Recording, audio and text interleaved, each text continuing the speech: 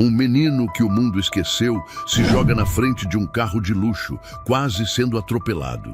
Tremendo, ele revela: "Não entre na sua casa. Sua mulher quer te ver desaparecer." O milionário, confuso, hesita, mas um leve cheiro de gás muda tudo. O que ele descobre nos minutos seguintes vai virar sua vida de cabeça para baixo. Antes, deixe abaixo nos comentários de qual cidade você nos assiste e deixe o seu curtir para não perder o que está por vir. O vento da tarde cortava como lâmina. Davi apertou o casaco sujo contra o peito magro e olhou para o céu cinzento. Estava frio demais para quem dormia na rua. Do outro lado da avenida, um restaurante despejava cheiro de comida quente e gordura no ar, e ele ficou ali parado, como um cachorro esperando migalhas.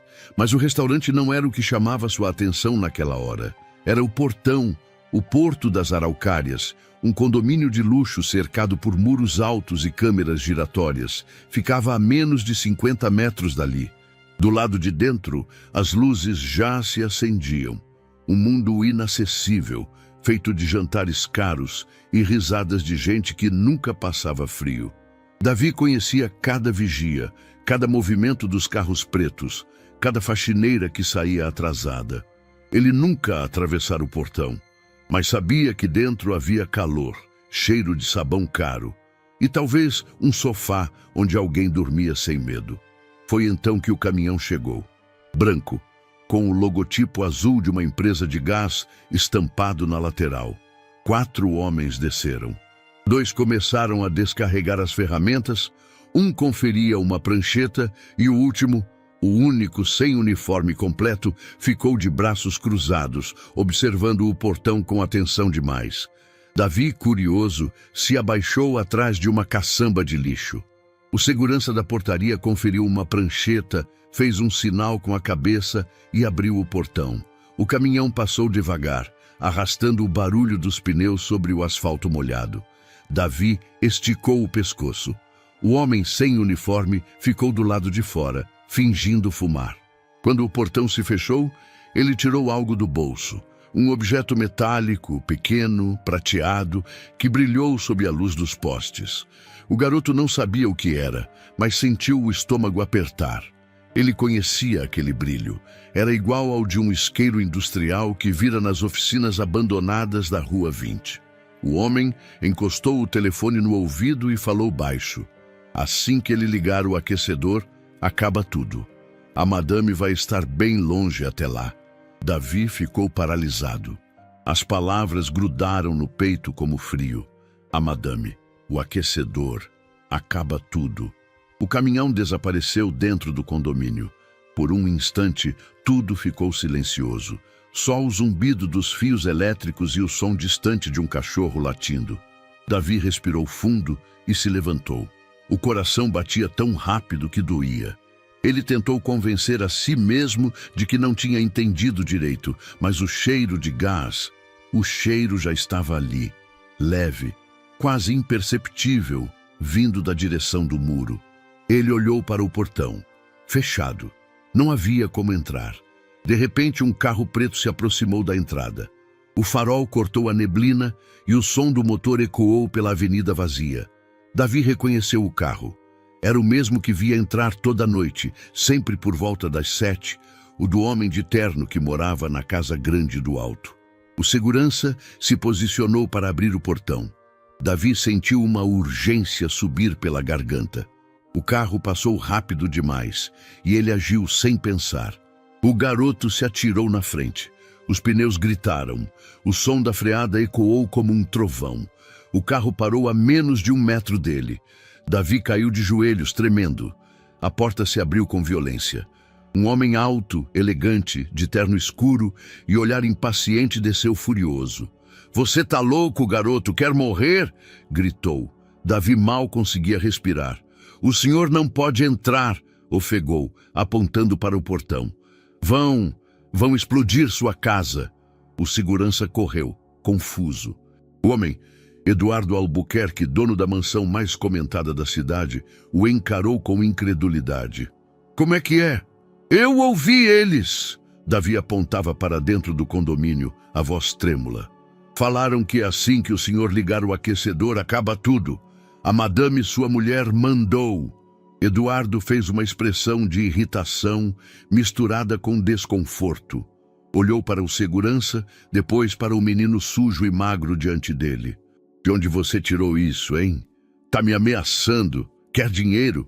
Eu juro, Davi gritou, a voz embargada. Um deles estava com um negócio de metal. Ele disse que era para esperar o senhor chegar. O gás está vazando.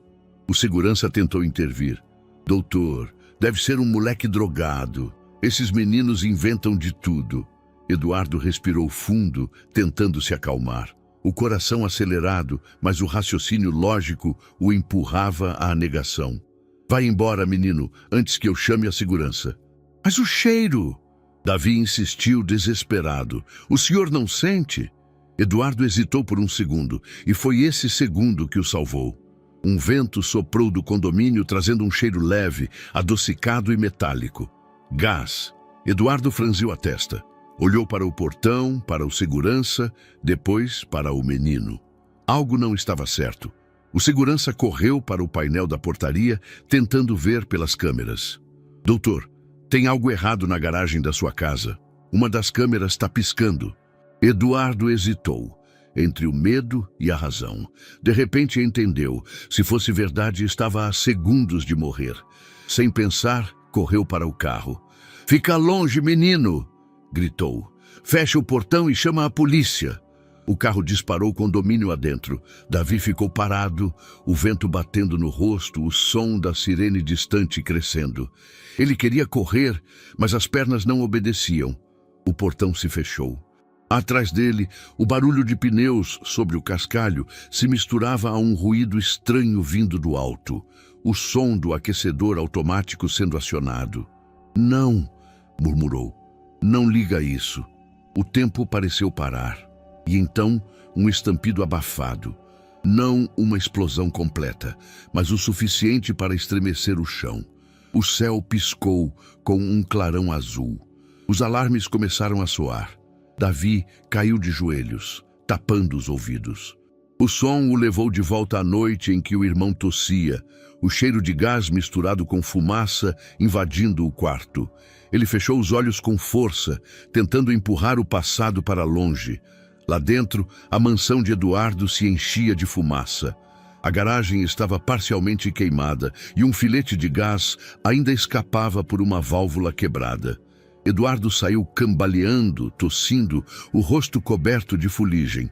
Olhou ao redor, vivo, por um milagre. O menino estava certo. A polícia e os bombeiros chegaram minutos depois.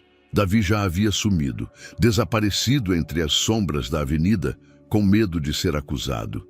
Eduardo olhou para o portão carbonizado, para o carro chamuscado, e sentiu algo dentro dele quebrar. Por anos ele controlou cada detalhe da própria vida e agora percebia que não controlava nada. A voz do menino ecoava na mente. Sua mulher está armando para você. A fumaça ainda pairava no ar, densa, misturada ao cheiro metálico do gás. Eduardo se apoiou na lataria amassada do carro, tossindo, os olhos marejados pelo ardor. A garganta queimava, a cabeça pesada. Tudo o que conseguia ouvir era o som das sirenes se aproximando e o vento arrastando fuligem pelo chão. O portão ainda tremia, chamuscado.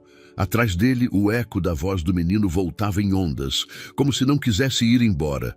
Os bombeiros cercaram a garagem com fita amarela. Um deles, suado e ofegante, aproximou-se de Eduardo. O senhor mora aqui? Ele assentiu, incapaz de dizer qualquer coisa. O homem olhou ao redor e suspirou. Teve sorte. Se o aquecedor principal tivesse ligado por completo, a casa inteira teria ido pelos ares. Eduardo franziu o senho. Como assim, por completo? Parece que alguém mexeu nas válvulas. O sistema de ventilação estava desligado, mas não há sinal de curto. É como se alguém, o bombeiro hesitou, tivesse feito isso de propósito. Eduardo sentiu o estômago afundar. O mundo ao redor pareceu diminuir. As vozes dos bombeiros ficaram distantes, abafadas. Ele se virou devagar, encarando a fachada da casa, branca, imponente, com colunas e janelas de vidro, agora marcada pela fumaça cinza. Dentro de si, algo começou a rachar.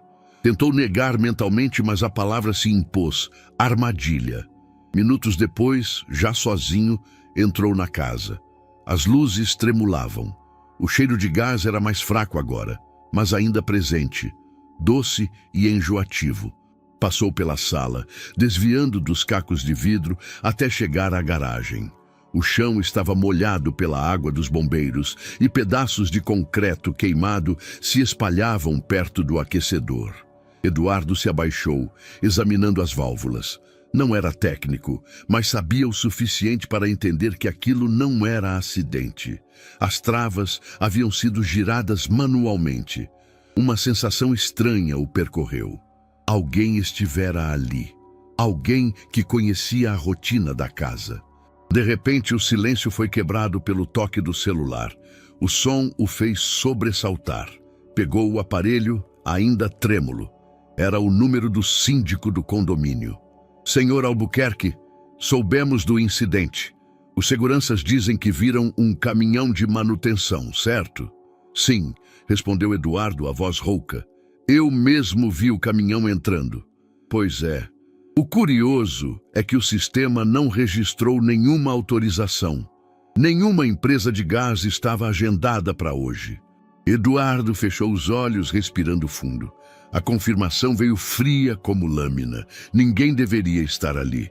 Desligou sem dizer mais nada. Olhou em volta, perdido por um instante, até que decidiu.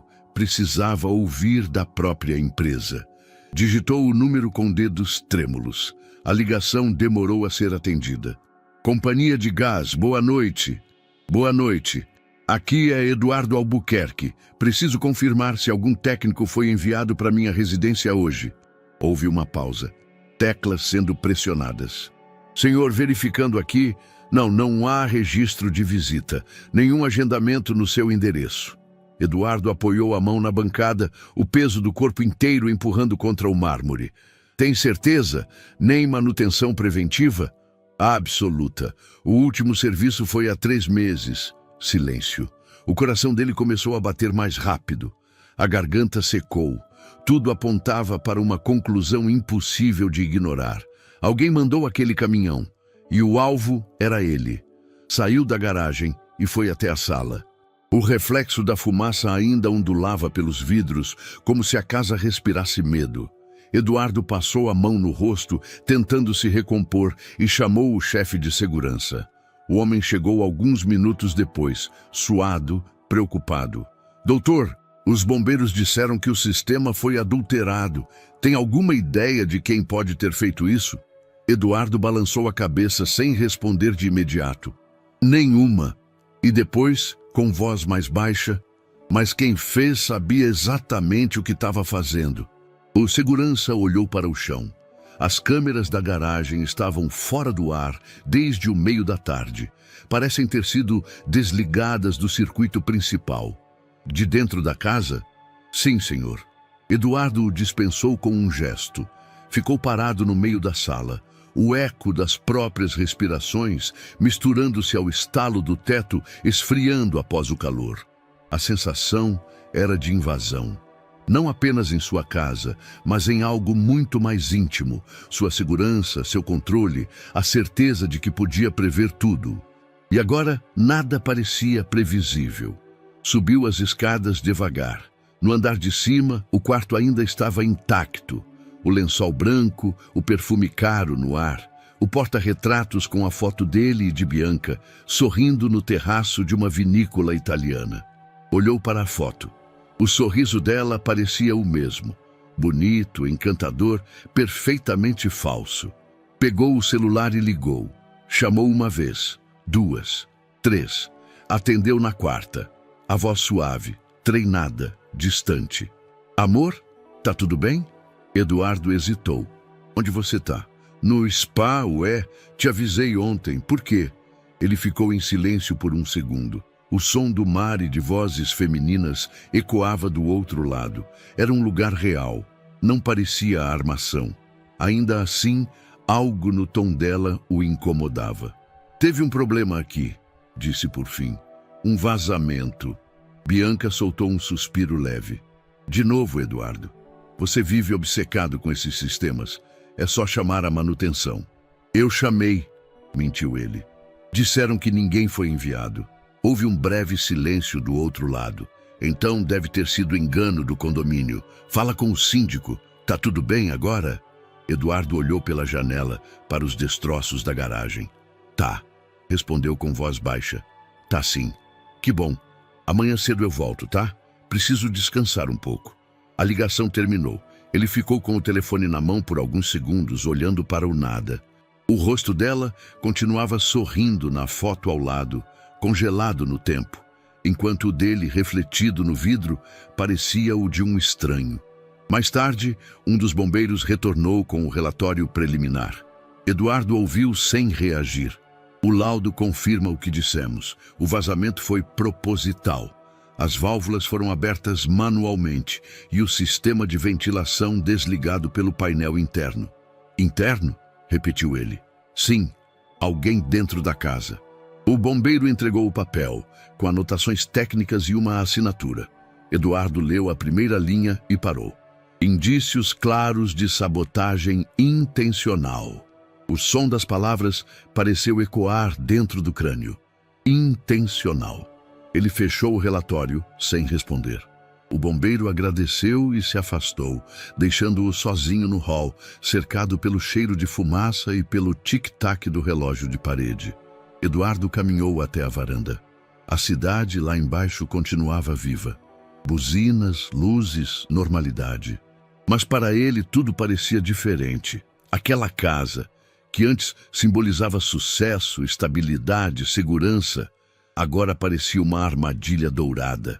Encostou-se no corrimão e olhou para o jardim, onde as mangueiras dos bombeiros ainda serpentearam pelo gramado. O vento balançava as cortinas da sala, carregando de volta aquele cheiro leve e adocicado. Gás, medo, traição. Um ruído pequeno o fez virar o rosto. Uma das válvulas metálicas no canto da garagem ainda tremia, soltando um sopro fraco. Eduardo observou e, pela primeira vez, sentiu um arrepio profundo. Não apenas por quase ter morrido, mas pela pergunta que agora queimava por dentro. Quem, dentro da minha própria casa, quis me prejudicar? Ficou ali, imóvel, observando a casa escurecer aos poucos. A fumaça subindo devagar, o portão chamuscado e o reflexo do próprio rosto no vidro da janela, rachado, dividido ao meio pela trinca do impacto. O cheiro persistia, mesmo com o vento. Era como se a casa, silenciosamente, estivesse sussurrando. Alguém soprou o fósforo. Eduardo fechou os olhos, tentando conter a vertigem, e pensou no menino, no olhar assustado, na voz firme. Tudo começava a se encaixar de forma terrível. A primeira rachadura na confiança se abrira, e sem saber, Eduardo acabara de dar o primeiro passo em direção ao fim de tudo o que acreditava controlar. O dia seguinte amanheceu com cheiro de fumaça e perguntas. Eduardo acordou antes do sol, a cabeça latejando, dormira pouco.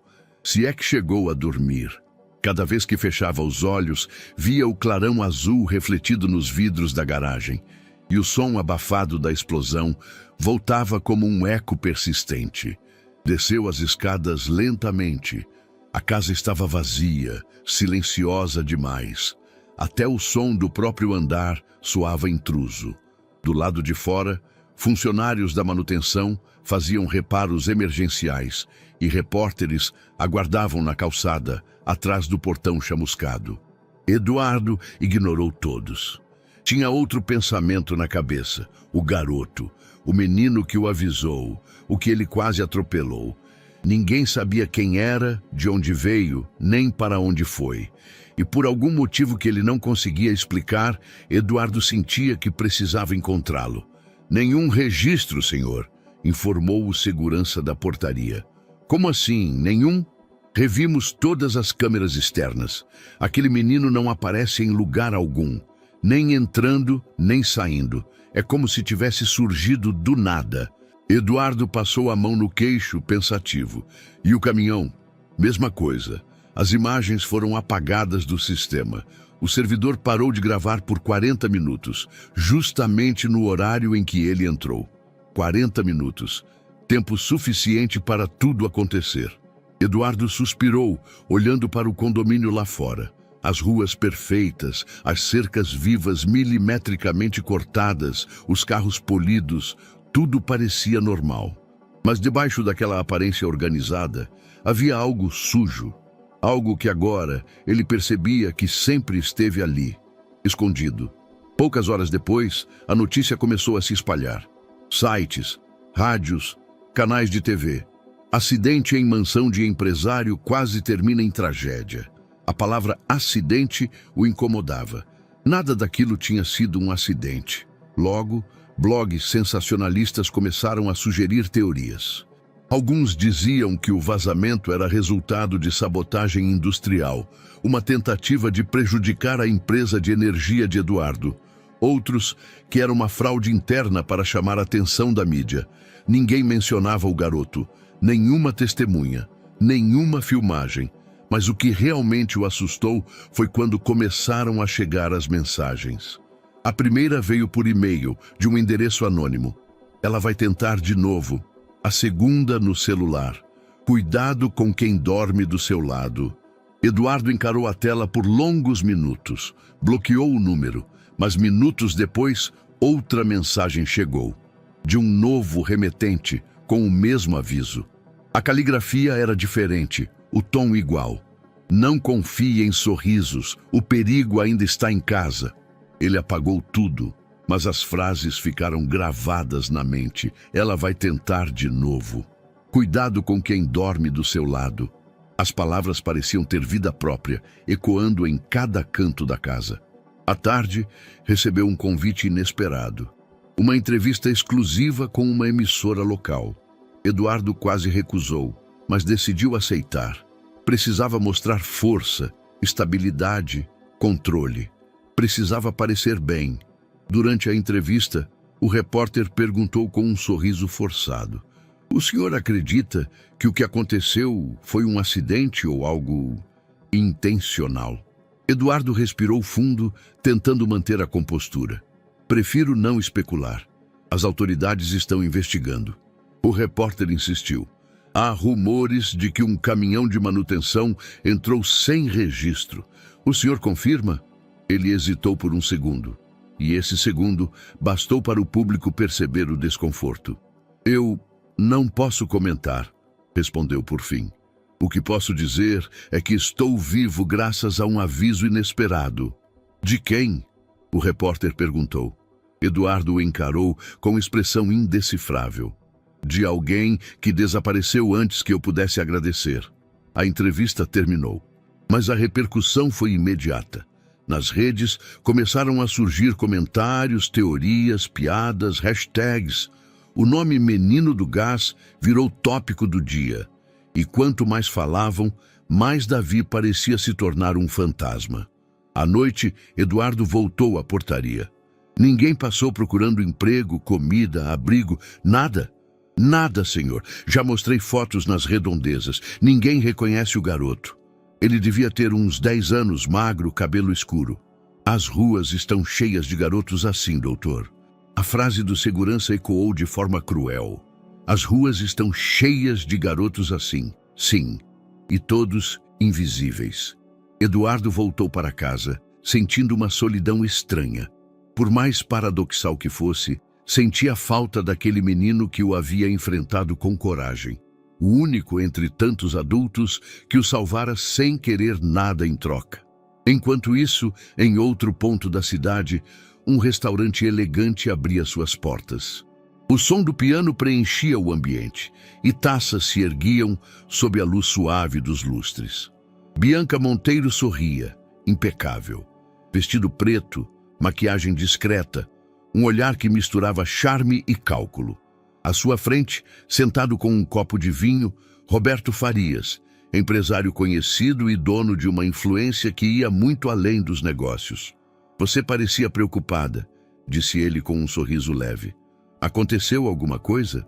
Só um susto, respondeu Bianca, cruzando as pernas. Um vazamento na casa. Coisa de manutenção. Roberto ergueu uma sobrancelha. Vazamento? Que coincidência. Bianca manteve o sorriso, mas desviou o olhar. Coincidência ou descuido? Eduardo é paranoico com segurança, mas vive cercado de gente incompetente. Ou cercado de gente que ele não conhece tão bem quanto pensa. Ela o encarou por um instante. O que você quer dizer com isso? Roberto girou o copo de vinho devagar. Nada demais. Só que às vezes, o perigo não vem de fora. O silêncio entre os dois se alongou, tenso, cheio de significados não ditos. Então ele mudou o tom, leve, quase brincalhão. De qualquer forma, fico feliz que você esteja aqui e não naquela casa. Eu te disse que precisava de uma noite longe, respondeu ela, bebendo um gole. E você sempre sabe como me distrair. Roberto sorriu satisfeito. E você, Bianca, sempre sabe como transformar um desastre em vantagem. Ela o observou em silêncio, sem reagir. Por um instante, a expressão dela vacilou. O olhar, que antes era firme, ficou vago, como se lembrasse de algo que preferia esquecer. Ele podia ter... Começou, mas parou no meio da frase. Roberto inclinou a cabeça. Ele podia o quê? Bianca respirou fundo e desviou o olhar para o copo. Nada. Esquece. Roberto pousou a mão sobre a dela, firme. Não comece a duvidar agora. Isso é fraqueza. E fraqueza é tudo o que você não pode demonstrar. Ela ficou imóvel, olhando a própria mão sob a dele. Quando finalmente falou, sua voz era um sussurro. Às vezes acho que ele merecia saber a verdade. A verdade, disse Roberto, encostando-se na cadeira, é o que a gente escolhe contar. O garçom se aproximou, trazendo o prato principal. Bianca agradeceu com um sorriso que não alcançava os olhos. Durante o jantar, riu, comentou sobre viagens, investimentos, moda. Por fora, perfeita. Por dentro, um turbilhão de dúvidas. E enquanto o garçom se afastava, Roberto se inclinou levemente e murmurou: da próxima vez, querida, não deixe testemunhas. O sorriso de Bianca congelou. Por um segundo, o som do piano pareceu desaparecer e o tilintar das taças se tornou um ruído distante. Ela ergueu o olhar e encontrou os olhos dele, frios, calculistas, como se já tivesse decidido o que viria a seguir. E naquele instante, Bianca entendeu que o acidente era apenas o começo. 2 dias haviam se passado desde o incidente. A garagem fora isolada, a imprensa se dispersara, mas o silêncio dentro da casa parecia mais ensurdecedor do que qualquer sirene. Eduardo passava o tempo revendo gravações, relatórios, telefonemas. Mas o que realmente o inquietava era a lembrança do garoto. Aquela voz desesperada, os olhos arregalados, o gesto instintivo de quem arriscou a vida por um estranho. Quem ele era? Por que estava ali, justamente naquele momento? A polícia dissera que procuraria o menino, mas Eduardo sabia como essas histórias terminavam. Garotos de rua desapareciam sem deixar rastros. Viravam estatísticas, não manchetes. Na manhã do segundo dia, ele decidiu sair de casa. Pegou o carro e dirigiu sem destino definido, tentando limpar a mente. O céu estava nublado e a cidade parecia cinza, desbotada. Parou o carro em frente a uma padaria de esquina. Entrou, pediu um café e ficou observando o movimento. Foi quando ouviu o som de vozes alteradas perto da porta. "Ei, volta aqui!" gritou uma mulher. Um menino corria em disparada, pressionando algo contra o peito. Logo atrás, uma assistente social uniformizada tentava alcançá-lo, ofegante. O garoto tropeçou no degrau e caiu. Um pão redondo rolou pelo chão, parando aos pés de Eduardo. O tempo pareceu desacelerar. Eduardo abaixou-se, pegou o pão e então o reconheceu. "Você", murmurou surpreso. Davi levantou o rosto, os olhos arregalados, sujos de poeira e lágrimas. Eu não roubei, juro que não roubei, balbuciou tremendo. Só peguei porque estava com fome. A assistente social se aproximou, ainda ofegante. Senhor, desculpe a confusão. Esse garoto vive aparecendo por aqui. Já tentamos encaminhar ele várias vezes. Eduardo olhou de um para o outro, sem saber o que dizer por alguns segundos. Depois respirou fundo e se levantou, segurando o pão. Ele não é ladrão. A mulher o encarou confusa. O senhor o conhece? Eduardo assentiu devagar. Ele me salvou. O silêncio tomou conta do ambiente. Clientes começaram a cochichar. A assistente social recuou um passo, surpresa. Eduardo se abaixou diante de Davi e estendeu a mão. Vem, vamos conversar. O menino hesitou. Olhou para o rosto dele desconfiado, como quem teme que o convite seja uma armadilha. Mas havia algo diferente agora no olhar de Eduardo. Menos arrogância, mais humanidade. Depois de um instante, Davi pegou a mão dele. Os dois saíram da padaria sob os olhares curiosos. Eduardo abriu a porta do carro, mas Davi hesitou. Posso mesmo entrar? Pode. O menino subiu devagar, observando o interior do veículo. O couro limpo, o painel iluminado, o cheiro de perfume caro. Ficou imóvel, as mãos no colo, como se tivesse medo de tocar em qualquer coisa. Eduardo dirigiu em silêncio.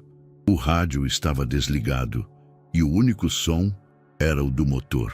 Por dentro, ele tentava entender o que estava fazendo. Um homem da sua posição, levando um garoto de rua para casa. Parecia insano. Mas algo o impelia. Talvez culpa, talvez curiosidade, talvez o simples fato de não querer se sentir sozinho. Quando chegaram ao condomínio, o segurança o olhou com estranhamento. Tudo bem, doutor? Eduardo apenas fez um gesto afirmativo. Davi, encolhido no banco, observava tudo com atenção. Os portões, as câmeras, as casas gigantescas. Parecia outro mundo. E era. Ao entrar na mansão, o menino parou na porta, paralisado. Os pés sujos marcavam o piso de mármore. Pode entrar, disse Eduardo. Ninguém vai te expulsar. Davi deu 2 passos hesitantes. O olhar percorria os móveis brilhantes, os quadros, as janelas altas. Nunca vira nada parecido. Tem cheiro de sabão, comentou baixo. Eduardo o olhou, surpreso pela sinceridade. Tem. Na cozinha, o empresário pediu que preparassem algo para o garoto comer. Enquanto isso, sentou-se à mesa, observando-o devorar um prato de arroz e frango como quem não via comida havia dias. Cada colherada parecia uma batalha entre a fome e o medo de ser repreendido. Como você se chama? Perguntou enfim. Davi. Davi o quê? O menino deu de ombros. Só Davi. Eduardo assentiu. Onde você mora? Em lugar nenhum. O silêncio que se seguiu foi pesado. Eduardo recostou-se na cadeira, observando o garoto. O cabelo desgrenhado, o rosto marcado pela sujeira, mas os olhos tinham algo diferente, uma firmeza rara. Por que me ajudou aquele dia? Davi parou de mastigar, baixou o olhar para o prato. Porque eu ouvi eles falando e... O cheiro. O menino respirou fundo, tentando encontrar as palavras. Quando tem gás, eu sinto rápido. Não sei explicar. Fico com medo. Eduardo o observou em silêncio. Havia sinceridade naquela resposta, um medo que parecia vir de muito antes daquela noite. Depois do jantar, o empresário o levou até o quarto de hóspedes. Davi ficou parado na porta, desconcertado. Pode ficar aqui hoje. Amanhã a gente vê o que fazer, tá? O menino assentiu, olhando tudo. O lençol branco, o travesseiro macio, o abajur aceso. Encostou a mão no tecido como se quisesse ter certeza de que era real. E se acharem ruim eu estar aqui? Perguntou quase num sussurro. Essa casa é minha. Eduardo respondeu sério. Ninguém vai achar ruim. O menino sorriu de leve, tímido. Então, tá bom. Mais tarde, enquanto fechava as cortinas do quarto, Eduardo ouviu um barulho baixo. Um estalo vindo do sistema de aquecimento. O som seco do gás sendo acionado. Davi, que estava deitado, pulou da cama num sobressalto. "O que foi?" perguntou Eduardo. O garoto tremia, os olhos arregalados. "Esse som é igual." Ele respirou rápido, como se o ar tivesse sumido. Igual aquele dia. Eduardo se aproximou, abaixou-se diante dele. "Ei, calma, tá tudo bem. Ninguém vai te machucar aqui." Davi tentou controlar a respiração. "É o barulho do aquecedor. Eu não gosto." O homem olhou para o teto, onde o duto metálico passava. Percebeu que o som realmente lembrava o chiado de gás escapando. Desligou o sistema. Pronto. Agora parou. O menino respirou fundo, tentando se acalmar. Eduardo ficou ali por um instante, observando-o. Era estranho como em tão pouco tempo aquele garoto mexera tanto com ele. Quando saiu do quarto, fechando a porta devagar, percebeu algo que não sentia havia anos. Preocupação genuína por alguém. Um sentimento que não tinha nada a ver com negócios, com status, nem com imagem pública. Era algo simples, humano. Na manhã seguinte, Davi ainda dormia. Eduardo o observou de longe, o rosto sereno, sem a tensão constante que carregava no olhar. Por um momento, lembrou-se do próprio filho, que morrera pequeno, e o coração apertou. Sacudiu a cabeça, afastando a lembrança. Não queria misturar passado e presente, mas lá no fundo, sabia que era tarde demais. O menino já tinha aberto uma porta que ele pensava estar trancada para sempre. Do lado de fora, o sol nascia, dourando a fachada da casa. E pela primeira vez em muito tempo, Eduardo percebeu que havia alguém ali dentro respirando com ele. Não um funcionário, não uma convidada, mas alguém real. Um menino que trouxe o cheiro de perigo e, sem saber, também o primeiro sopro de vida nova. Eduardo acordou antes do sol nascer. A casa estava silenciosa e pela primeira vez em anos, ele não se levantou para checar planilhas, mensagens ou o mercado financeiro. Apenas ficou ali, sentado na beira da cama, olhando para o chão. O cheiro leve de fumaça do episódio recente ainda parecia preso às paredes. Ele fechou os olhos e a lembrança veio como um golpe.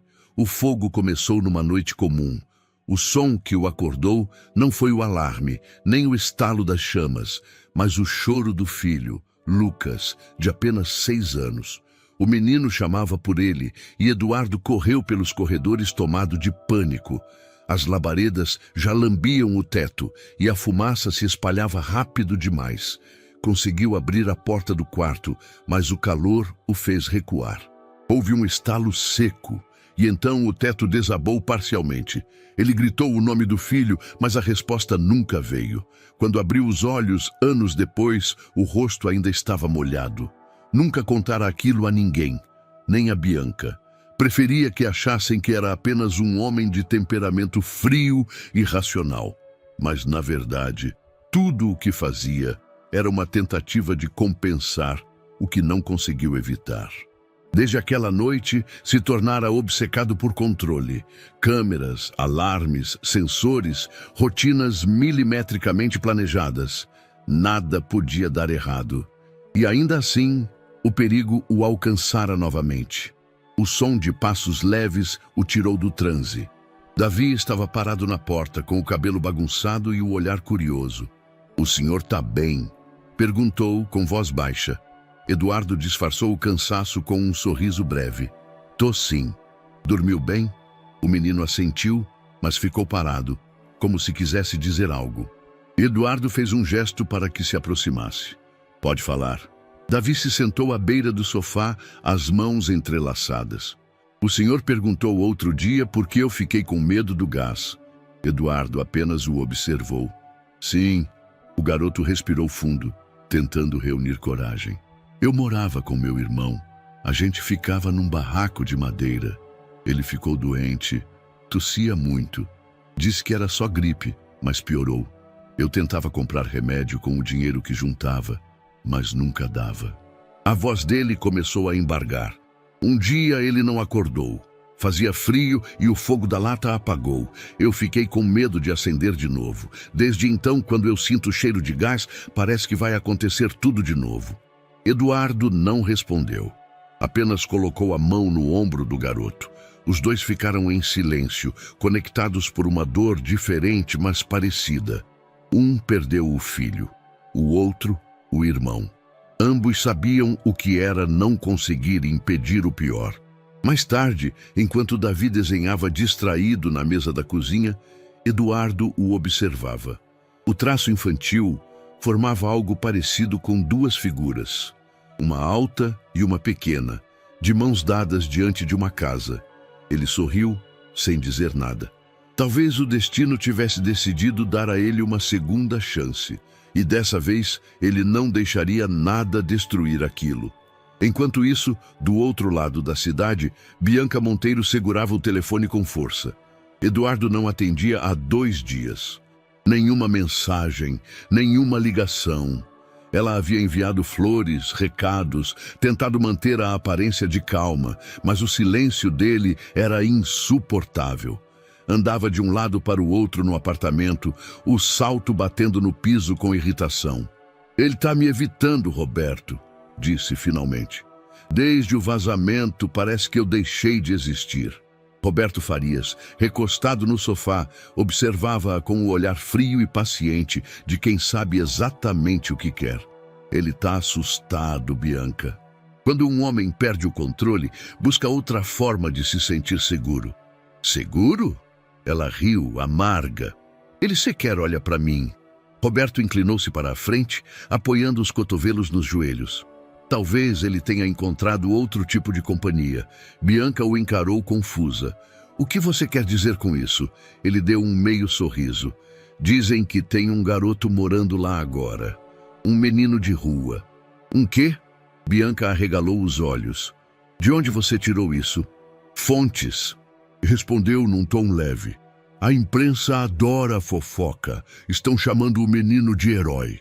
Bianca deu uma risada nervosa. "Isso é ridículo. Ele nunca deixaria um desconhecido entrar naquela casa." "É mesmo?"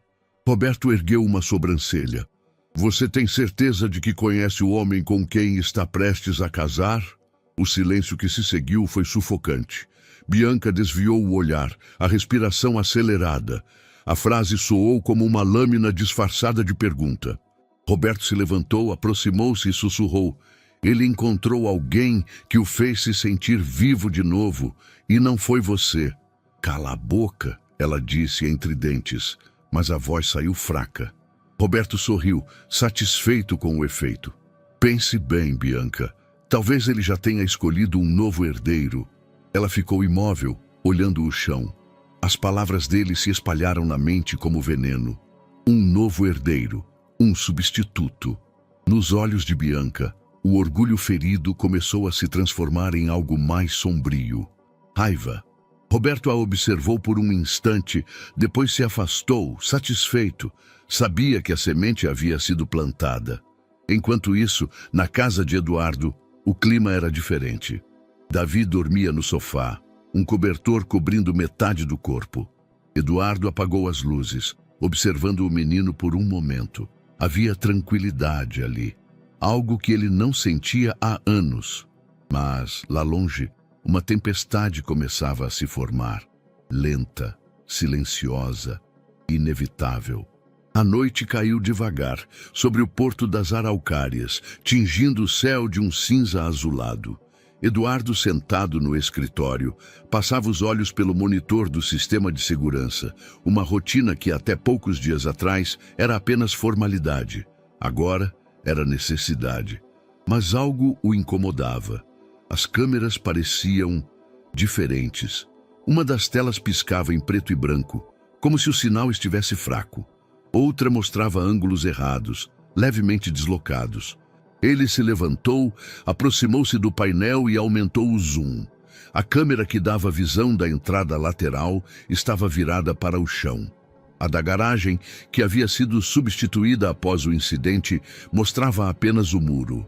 Eduardo franziu o senho. Chamou o segurança pelo rádio. Quem mexeu nas câmeras externas? A voz do segurança veio hesitante. Ninguém, senhor. Fizemos manutenção de rotina ontem à tarde. Rotina? Sem minha autorização? O técnico disse que o senhor tinha aprovado. Eduardo sentiu um arrepio percorrer a espinha. Não havia aprovado nada. A palavra técnico agora soava perigosa demais. Mais tarde, caminhando pelo jardim, notou algo ainda mais estranho. Do outro lado da rua, sob a sombra de uma árvore, um carro preto estava estacionado há horas. Os vidros escuros impediam que se visse o interior, mas o motor parecia ligado. Eduardo parou, tentando disfarçar o incômodo. Talvez fosse apenas coincidência. Talvez não. Em tempos normais, ele teria deixado para lá. Mas o instinto agora gritava para que não ignorasse nada. Quando voltou para dentro, Davi estava sentado no sofá, assistindo TV com volume baixo. "Tá tudo bem?" perguntou o menino, notando a expressão tensa do empresário. "Tá. Só pensei ter visto um carro diferente lá fora." Davi se levantou, foi até a janela e olhou. "Tá mesmo. Tá parado faz tempo. Eu vi quando a senhora da esquina passou com o cachorro e o homem do carro não se mexeu." Eduardo olhou para ele surpreso. O garoto via mais do que os adultos ao redor. "Se alguém perguntar, você diz que não viu nada, tá?" disse, tentando manter a voz calma. "É perigo?" perguntou Davi. Eduardo hesitou. "Talvez, mas eu tô cuidando disso." Na manhã seguinte, o interfone tocou. A voz do porteiro era tensa. "Senhor Albuquerque, tem uma mulher pedindo para falar com o senhor." Disse que é jornalista. Eduardo quase recusou, mas algo no tom do funcionário o fez mudar de ideia. "Deixe entrar." Poucos minutos depois, uma mulher de meia-idade, cabelos castanhos e olhar firme, atravessava o jardim. Tinha uma pasta de couro e passos decididos. "Senhor Eduardo Albuquerque, sou Helena Duarte, repórter investigativa do Jornal Capital." Eduardo estreitou os olhos, desconfiado. "Jornalista? O que quer comigo?" "Informação." Ela puxou um cartão de dentro da bolsa. "Estou investigando contratos irregulares de uma empresa de fornecimento de gás." Ele ficou em silêncio por um momento. "Por que acha que eu posso ajudar?" "Porque o seu nome aparece nos documentos." Eduardo recuou meio passo. "Nos documentos? Que tipo de documentos?" Helena abriu a pasta e mostrou algumas folhas. Contratos de manutenção assinados por uma empresa fantasma, mas pagos por uma das suas subsidiárias. Eduardo folheou rapidamente. Os logos e assinaturas pareciam legítimos, mas os endereços e datas não batiam. "Isso não é possível", disse, devolvendo os papéis. "Eu nunca aprovei nada disso." Helena o encarou. "Eu acredito. Mas há pessoas usando seu nome e sua empresa para encobrir movimentações perigosas. E se eu não estiver errada, o acidente recente na sua casa está ligado a isso." Eduardo prendeu a respiração. "Tá dizendo que foi sabotagem por causa desses contratos? Estou dizendo que há mais gente interessada em te silenciar do que você imagina." A palavra silenciar ecoou como um trovão no ar quieto. Eduardo desviou o olhar, tentando digerir a informação. Helena continuou. "Eu ainda não tenho provas completas, mas as conexões levam a um empresário chamado Roberto Farias. Ele tem contratos públicos na área de energia e tem histórico de fraudes." Eduardo ergueu as sobrancelhas. "Farias?" "Sim, e ele tem uma ligação pessoal com alguém muito próxima de você." O silêncio entre os dois se alongou. Eduardo fechou a pasta lentamente e a devolveu. "A senhora está se arriscando vindo até aqui." Helena sorriu de canto. "O senhor também." Quando ela foi embora, Eduardo ficou na varanda, observando o portão fechar atrás dela. O carro preto da noite anterior havia sumido, mas a sensação de estar sendo vigiado permanecia. Davi apareceu na porta, com um olhar curioso. Quem era? "Uma jornalista." "Ela veio brigar com o senhor?" Eduardo sorriu de leve. "Acho que não. Veio avisar." O menino franziu o senho. "Avisar do quê?" "Que nem sempre o perigo está do lado de fora." Do outro lado da cidade, Bianca Monteiro olhava o próprio reflexo no espelho do salão. O cabelo loiro caía em ondas perfeitas, a maquiagem impecável. Mas o que via no espelho não era vaidade, era controle. Nos últimos dias, Eduardo quase não falava com ela. A distância, antes discreta, agora era visível. Mensagens sem resposta, chamadas ignoradas. E o boato sobre o garoto já tinha chegado aos ouvidos dela. Ela respirou fundo, mantendo o sorriso, enquanto a manicure falava sobre trivialidades. Por dentro, sentia algo se acumulando. Uma mistura de ciúme, raiva e medo de perder o controle. Terminou o atendimento e saiu do salão, os óculos escuros escondendo o olhar tenso. O motorista abriu a porta do carro. Sobre o banco, havia um envelope pardo. "Quem deixou isso?" perguntou desconfiada. "Um entregador, senhora. Disse que era pessoal." Bianca pegou o envelope e o abriu. Dentro, uma série de fotografias impressas. Eduardo e Davi, no carro, na padaria, no jardim da casa. Ela folheou devagar, o coração acelerando a cada imagem. O último registro mostrava Eduardo segurando o ombro do menino, ambos sorrindo. Na parte de trás da foto, uma frase escrita à mão: "Enquanto você espera, ele encontra um novo lar." Bianca ficou imóvel, o olhar preso naquelas palavras. Por um momento, o som da rua desapareceu. A raiva veio em silêncio, como fumaça. E o rosto de Roberto Farias surgiu na memória, sorrindo. Bianca fechou o envelope, respirou fundo e apoiou a cabeça no banco. A expressão era calma, mas o olhar havia mudado. O que antes era insegurança, agora se tornava algo mais duro. Do lado de fora, o motorista perguntou: "Senhora, para onde vamos?" Ela respondeu sem olhar para ele: "Para casa. Quero pensar." Enquanto o carro partia, o envelope ficou sobre o colo dela, leve como papel e pesado como ameaça. A casa parecia maior do que nunca. O silêncio havia tomado conta de cada cômodo, como se o ar ali dentro tivesse perdido temperatura. Eduardo caminhava pelo corredor com passos lentos, o som dos sapatos ecoando nas paredes. Nem mesmo o canto dos pássaros atravessava as janelas fechadas. Bianca estava de volta. Chegara naquele fim de tarde, carregando malas e um sorriso ensaiado. Dissera que sentia falta dele, que precisava ficar por perto. Mas havia algo diferente no jeito como o olhava. Um brilho frio, calculado, que não combinava com as palavras doces. "Você não atende mais minhas ligações", disse ela, sentando-se no sofá da sala. "Achei que talvez tivesse esquecido de mim."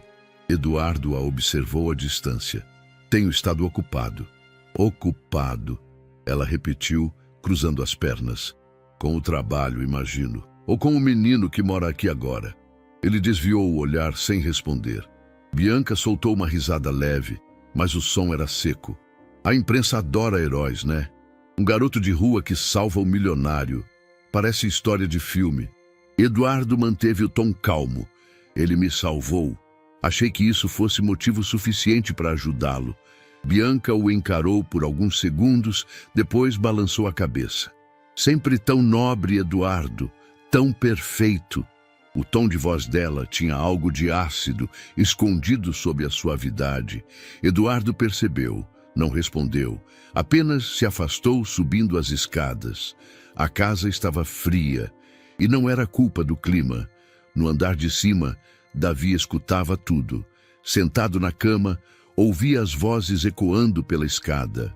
Não entendia completamente, mas o tom bastava para fazê-lo sentir o estômago apertar. Discussões sempre o deixavam nervoso. E aquela em especial parecia ter algo perigoso escondido nas entrelinhas. Ele puxou o cobertor até o queixo, tentando ignorar. Mas a voz de Bianca subiu mais alto. "Você mudou, Eduardo. Desde aquele acidente parece outra pessoa." Silêncio. Depois, a voz dele, baixa, firme. "Talvez eu só tenha aberto os olhos." O som de passos pesados. A porta batendo. Depois disso, nada. Davi esperou alguns minutos antes de se levantar e olhar pelo vão da escada. Viu Bianca parada na sala, imóvel, olhando para o vazio. Os olhos dela estavam fixos em algo que ele não conseguia ver, e o sorriso leve que surgiu em seguida o fez recuar instintivamente. Mais tarde, Eduardo estava no escritório. O relógio marcava quase meia-noite e os papéis se espalhavam sobre a mesa. Tinha revisado relatórios, listas de funcionários, autorizações de entrada. Tudo. Nada explicava o que vinha acontecendo. O ar estava frio. Ele se levantou para ajustar o termostato, mas parou no meio do caminho. O painel digital mostrava uma oscilação. O sistema de aquecimento havia sido desligado manualmente. Eduardo franziu a testa. Foi até o canto do escritório, onde ficava a caixa de controle. Ao se abaixar, algo brilhou entre os fios. Pequeno, metálico. Puxou o objeto com cuidado. Era um gravador. Pequeno o bastante para passar despercebido, mas posicionado de forma precisa. Apertou o botão de reprodução. Um estalo. Ruído de fundo. Depois, vozes. Primeiro, uma voz masculina desconhecida. A ventilação está desligada. Assim que ele ligar o sistema, acontece o que tem que acontecer. Eduardo ficou imóvel. O coração acelerou. Reconhecia aquele som, aquelas palavras. Era o mesmo tom que Davi havia descrito dias antes. O ruído continuou. Uma pausa e então, outra voz. Feminina, serena, familiar. Certifique-se de que ninguém o veja. A casa precisa parecer segura. Eduardo levou a mão à boca, como se tentasse conter o próprio fôlego. A voz era de Bianca. O gravador seguiu por mais alguns segundos, com ruídos e passos. Depois, silêncio. E por fim, a frase que fez o sangue dele gelar. Assim que ele ligar o aquecedor, acaba tudo. O aparelho caiu da mão dele. Por um instante, o escritório pareceu girar. As paredes se aproximaram. O ar ficou pesado. Ele se apoiou na mesa, tentando respirar. Lá fora, o vento batia nas janelas. O som das cortinas se movendo parecia um sussurro, como se a casa inteira confirmasse o que ele acabara de ouvir. Eduardo desligou as luzes e ficou ali, no escuro, tentando juntar as peças. O acidente, as mensagens anônimas, a visita da jornalista, agora o gravador. Tudo apontava para a mesma direção, e o que ele mais temia começava a se tornar impossível de negar. Do lado de fora, Bianca caminhava pelo jardim, o telefone colado ao ouvido. Falava baixo, mas o olhar fixo na janela do escritório denunciava que ela sabia mais do que deixava transparecer. Do outro lado da linha, uma voz masculina respondia com calma. Tudo no tempo certo, Bianca. Paciência. Ela olhou para o reflexo do próprio rosto no vidro da janela e respondeu em tom frio. Ele já começou a desconfiar. O interlocutor riu suavemente. Ótimo. O medo é sempre o primeiro passo. Bianca desligou o telefone e ficou parada por alguns segundos, observando a casa por fora. As luzes estavam quase todas apagadas e o vento balançava as folhas das palmeiras. Por um instante, pareceu sentir pena, mas o sentimento se desfez rápido, substituído pelo mesmo vazio que crescia dentro dela há semanas. Lá dentro, Eduardo ainda segurava o gravador. Reproduziu a frase uma última vez, o tom sereno, a certeza na voz. Depois, desligou o aparelho e o colocou no bolso. Olhou para o teto onde o sistema de ventilação passava e pensou em quantas vezes estivera a poucos minutos de perder tudo de novo. A casa estava fria, mas agora o frio não vinha do ar, vinha do medo, da dúvida, da traição que silenciosamente se infiltrava entre as paredes. Eduardo apagou o computador, trancou a porta e desceu as escadas devagar. No sofá, Davi dormia encolhido, abraçando o cobertor. Por um momento, ele pensou em acordá-lo, dizer que iriam embora dali naquela mesma hora. Mas não o fez. Em vez disso, sentou-se na poltrona da sala, a cabeça apoiada nas mãos, e ficou ouvindo o som do vento cortando o jardim. A noite parecia interminável, e dentro da casa a confiança começava a morrer em silêncio. O café da manhã estava em silêncio. Davi mexia o pão no prato, sem coragem de olhar para Eduardo. Do outro lado da mesa, o empresário mantinha o olhar fixo no jornal, mas não lia uma única linha. A noite anterior ainda pesava no ar.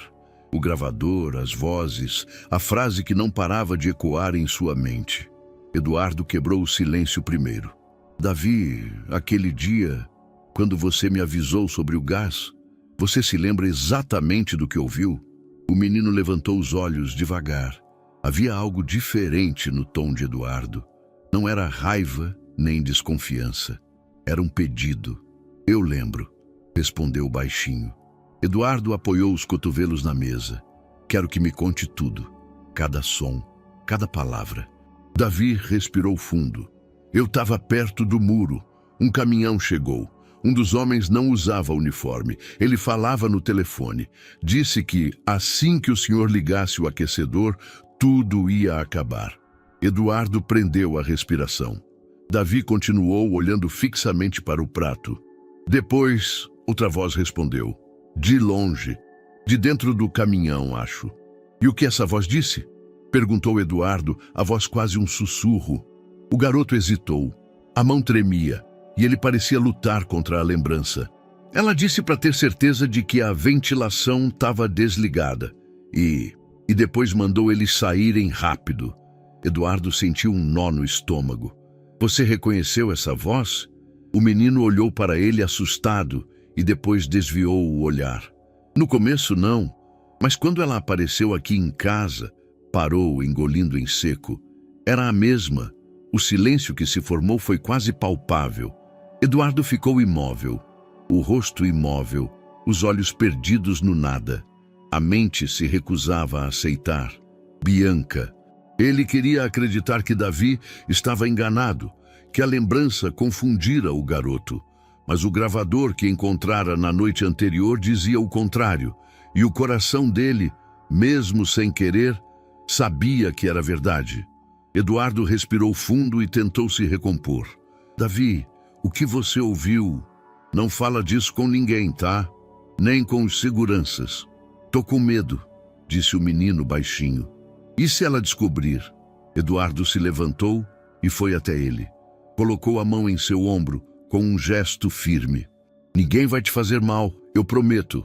Mas ao dizer isso, não sabia se prometia ao menino ou a si mesmo.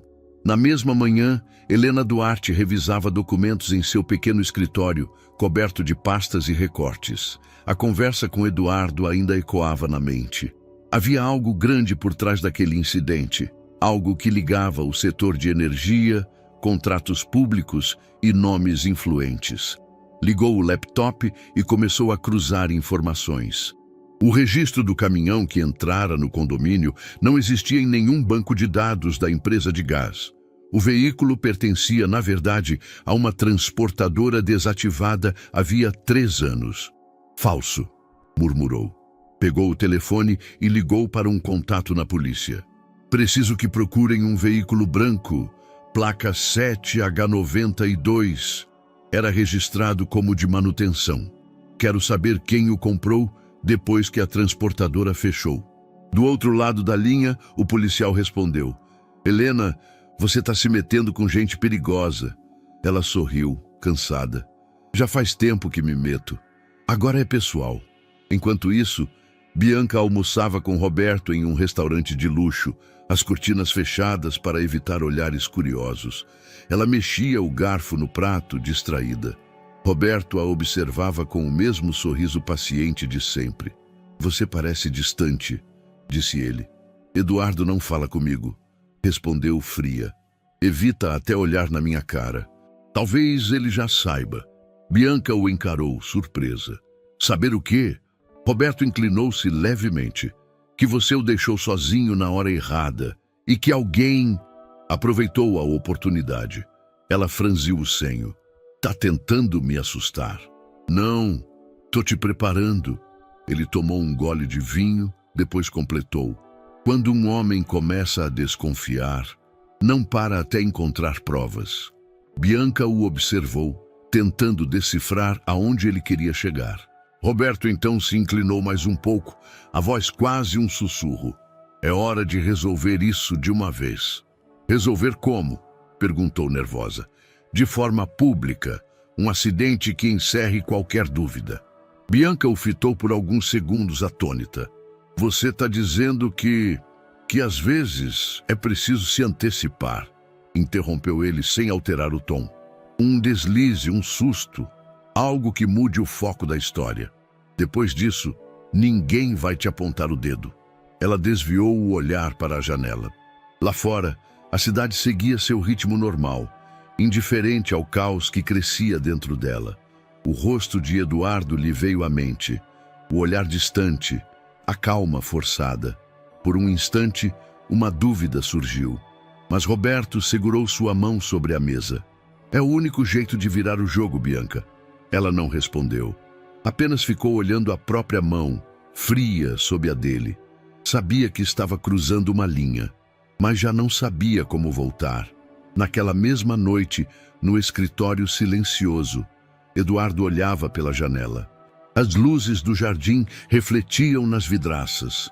Lá dentro, o gravador permanecia sobre a mesa, ao lado de uma xícara esquecida. Ele sabia que não podia mais fingir. Sabia também que, a partir dali, nada seria igual. No andar de cima, Davi dormia. E no andar de baixo, um homem planejava a verdade, enquanto, em algum lugar, alguém já preparava o próximo passo. A casa estava quieta, mas o ar parecia vibrar, como se algo estivesse prestes a acontecer. O salão do hotel estava cheio de luzes, vozes e brilho, mesas redondas, arranjos florais discretos, convidados internos e vestidos que sorriam com a naturalidade ensaiada de quem sempre participa dessas noites. As câmeras dos fotógrafos cortavam o ar, registrando sorrisos e aperto de mãos que serviriam às colunas sociais do dia seguinte. Bianca cruzou o salão como quem desfila um roteiro decorado, vestido que refletia a luz, maquiagem impecável, palavra doce aos presentes. Por fora, compunha a anfitriã perfeita. Por dentro, cada gesto exigia força. A distância de Eduardo, as conversas cortadas, as fotos que chegavam pelas redes, tudo fazia um nó na garganta que ela se esforçava em esconder. Ele chegou pouco antes do anúncio final, tranquilo, terno escuro, ajustado como sempre. O público esperou enquanto um vídeo institucional passava no telão, mostrando o trabalho da fundação. Escolas, creches, sorrisos capturados em imagens curtas. Era a imagem que eles queriam fixar. Cuidado, responsabilidade, legado. Quando o mestre de cerimônias o convidou ao palco, os aplausos soaram automáticos. Eduardo subiu, pegou o microfone e começou o discurso com calma, falando de projetos, de vidas tocadas, de esperança. A voz estava firme, controlada, um homem acostumado a medir cada palavra. Nos bastidores, porém, havia movimentação. 2 técnicos faziam o acompanhamento final da luz e do som. Um deles, visivelmente tenso, mexia em um painel auxiliar que controlava alguns refletores laterais. O outro, um profissional de fora, coordenava as conexões. Entre eles, alguém ajeitava cabos com pressa. Nada ostensivo, mas o suficiente para garantir acesso rápido a um circuito secundário. Quando Eduardo pronunciou a frase sobre responsabilidade social, um estalo seco e curto veio de um dos refletores laterais. O som foi sutil, quase imperceptível para quem não estava em cena. Um conhecido estalo elétrico causado por uma sobrecarga localizada. O microfone chiou. Eduardo parou por um segundo, olhando para a audiência. A luz tremeluzia. Um técnico no fundo do salão apontou para o painel e correu. Em seguida, uma pequena faísca saltou de um equipamento próximo a uma cortina lateral. Rapidamente, a cortina solta começou a queimar em uma área pequena. Uma chama que subiu, produziu fumaça e assustou a plateia. Não houve um estrondo. Houve clarões curtos e cheiro forte de queimado. A reação foi imediata. Seguranças e equipe técnica agiram, extinguiram o foco inicial com extintores e cobertores de incêndio, enquanto a organização abria corredores de saída. A fumaça espalhou-se pelo teto, os olhos de muita gente lacrimearam e contatos de emergência foram acionados. O público levantou-se alarmado. Gritos e empurrões surgiram quando as pessoas tentaram evacuar com pressa. Eduardo, ao ver a cortina pegar, largou o microfone e foi para o bastidor ajudar. No percurso, uma centelha o atingiu de raspão. Fuligem no rosto. Um corte superficial no braço causado por um pedaço de estrutura metálica. Ferimentos que exigiriam atendimento, mas não eram de risco grave. Mesmo assim, a visão de si mesmo ensanguentado e com o rosto manchado de fuligem diante de câmeras o abalou. Do interior do palco podia-se ver o caos, técnicos correndo, extintores, funcionários levando pessoas para fora. Uma assistente empurrou um projetor para evitar que mais fumaça tomasse o ambiente. Bianca, que estava fora do palco observando, recuou com a respiração cortada. A cena fugira do controle que Roberto e ela acreditavam ter. Enquanto os convidados eram retirados e os serviços de emergência chegavam, câmeras captaram imagens que rapidamente se espalhariam pelas redes. O público correndo pelo saguão, uma cortina chamuscada e alguém deixando o corredor de serviço com passo decidido. A figura vestindo terno escuro atravessou os bastidores com naturalidade e saiu pela porta de serviço. Ninguém o impediu naquela pressa. Era Roberto, saindo sem olhar para trás. Na calçada, sob luzes de emergência, profissionais atendiam feridos moderados e faziam triagem. Eduardo recebeu curativos para os cortes e foi examinado por técnicos de pronto-socorro no local. Quando viu Bianca aproximar-se, olhos marejados e a voz trêmula, ele recuou ligeiramente. "Você está bem?" Ela perguntou, tocando o braço dele num gesto que soava mais teatral que sincero. "Foi um incidente técnico", respondeu ele, esforçando-se por contenção ao se dirigir aos jornalistas que já se acotovelavam. "Um problema de equipamento que está sendo apurado. Estamos vendo as causas e colaborando com as autoridades. Mas os flashes não perdoaram, e a filmagem de Roberto saindo pelos bastidores começava a circular pelas redes. Quem o captou foi um câmera amador que seguia o evento por conta própria. Logo aquilo viraria matéria. As manchetes na manhã seguinte se articulavam. Problema em equipamento causa pânico em gala beneficente. Organização sob investigação. Imagem de homem deixando os bastidores chama a atenção da polícia. Bianca viu as imagens pela tela do seu celular, a face pálida. O plano que pretendia encobrir dúvidas transformara-se em uma crise pública. Pela primeira vez, o evento que ela desejara usar para reafirmar sua posição junto à sociedade virou combustível para perguntas que ela não conseguia controlar. Horas depois, já do lado de fora do hotel, Eduardo entrou no carro à espera, ainda com o curativo no braço e o rosto marcado pela fuligem. O olhar estava perdido, longe das luzes e das câmeras. Ele sabia que aquela noite não terminava ali. Sabia que as perguntas só começavam. Depois de um suspiro profundo, o carro partiu, deixando para trás os holofotes e o eco de uma noite que deveria celebrar esperança, e, em vez disso, deixava rastros de dúvida. A entrevista coletiva da manhã seguinte não falava mais sobre o acidente. Falava sobre culpa. Jornais, rádios e portais exibiam novos vazamentos, contratos falsos, gravações interceptadas e o nome de Roberto Farias citado entre fornecedores da fundação. Enquanto ele desaparecia sem deixar rastros, as atenções voltavam-se para Bianca Monteiro, a mulher que, até a véspera, era o rosto do glamour e da filantropia. Bianca foi chamada para depor. Chegou cercada de advogados, óculos escuros e expressão fria. Tentou manter a postura habitual, mas o salão da delegacia era outro palco, sem luzes, sem maquiagem, sem plateia simpática. A senhora nega envolvimento em qualquer tipo de irregularidade? Perguntou o delegado. Negar o quê? Respondeu ela, a voz firme. Eu sou apenas embaixadora da fundação. Tudo era feito pelo financeiro da empresa.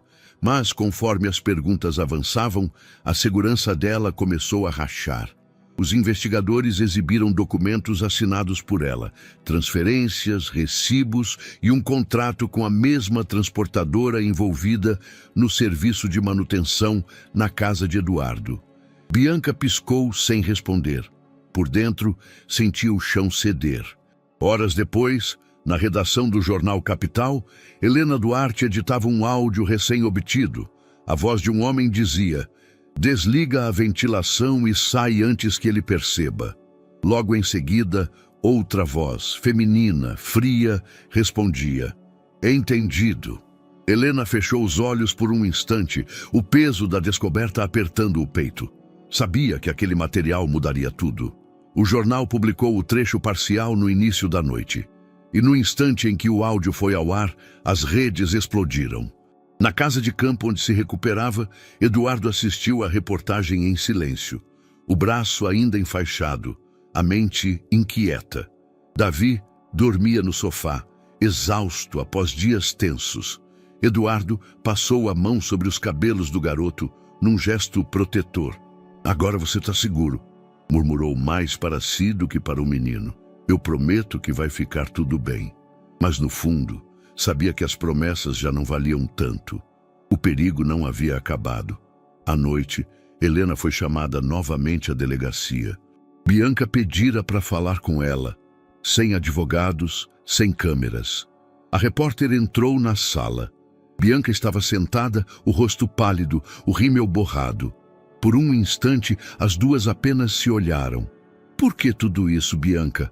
Perguntou Helena em tom calmo. Por que arriscar tanto? A mulher respirou fundo. O olhar vazio, mas a voz sincera. Porque ele tirou tudo de mim, murmurou. Até o amor que era meu por direito. Helena ficou em silêncio. Naquela frase, havia mais verdade do que em qualquer depoimento formal. Bianca abaixou a cabeça. Do lado de fora, as câmeras esperavam, e pela primeira vez, ela não tentou posar.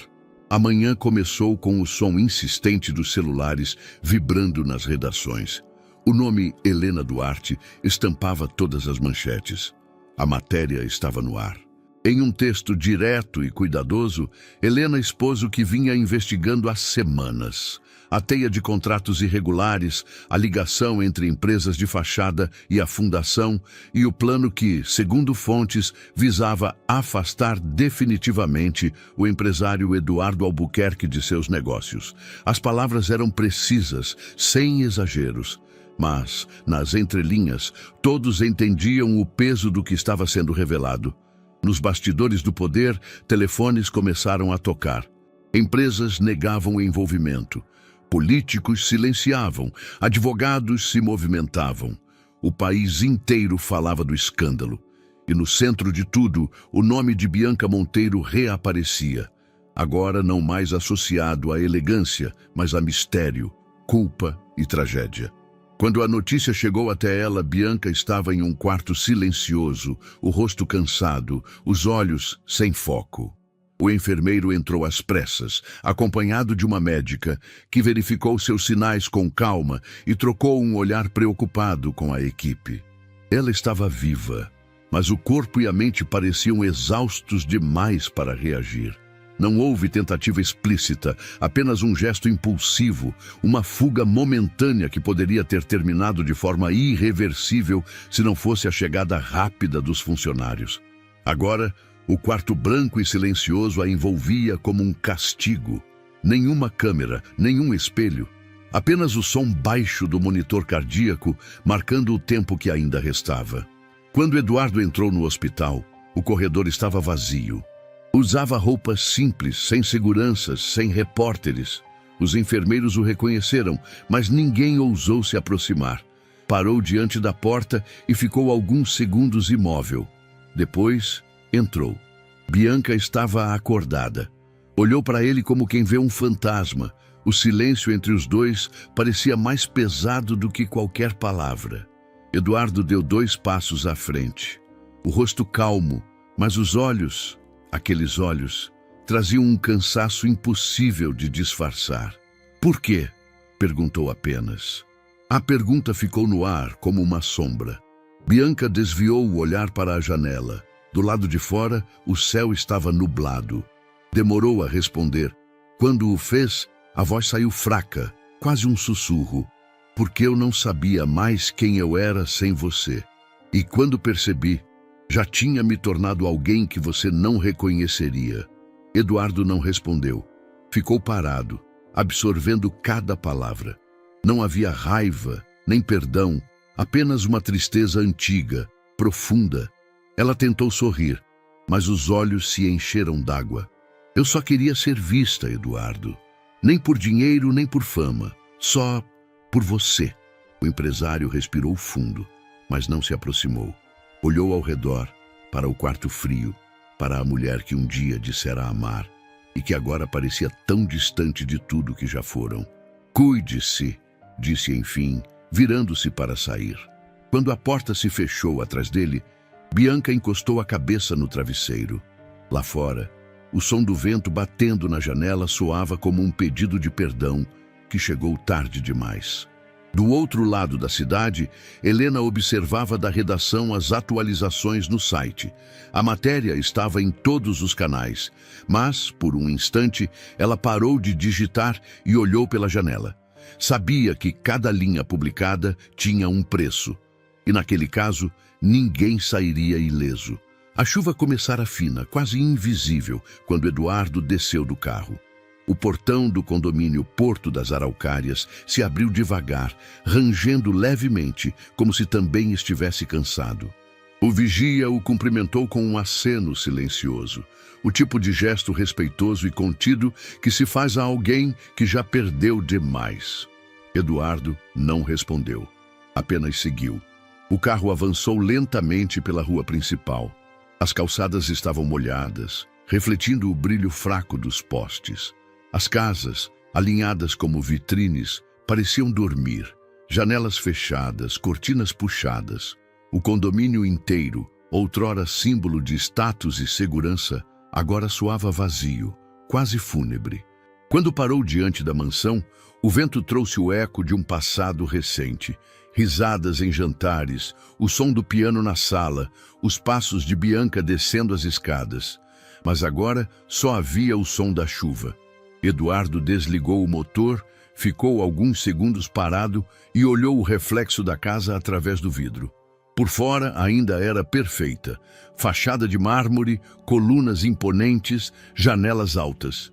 Por dentro, sabia que era apenas um invólucro. Davi dormia no banco de trás, a cabeça encostada no vidro, a respiração tranquila. Eduardo o observou por um instante antes de sair. Fechou a porta devagar para não acordá-lo. A chave girou na fechadura com um estalo baixo. O som ecoou pelo interior da casa, amplificado pela ausência de vozes.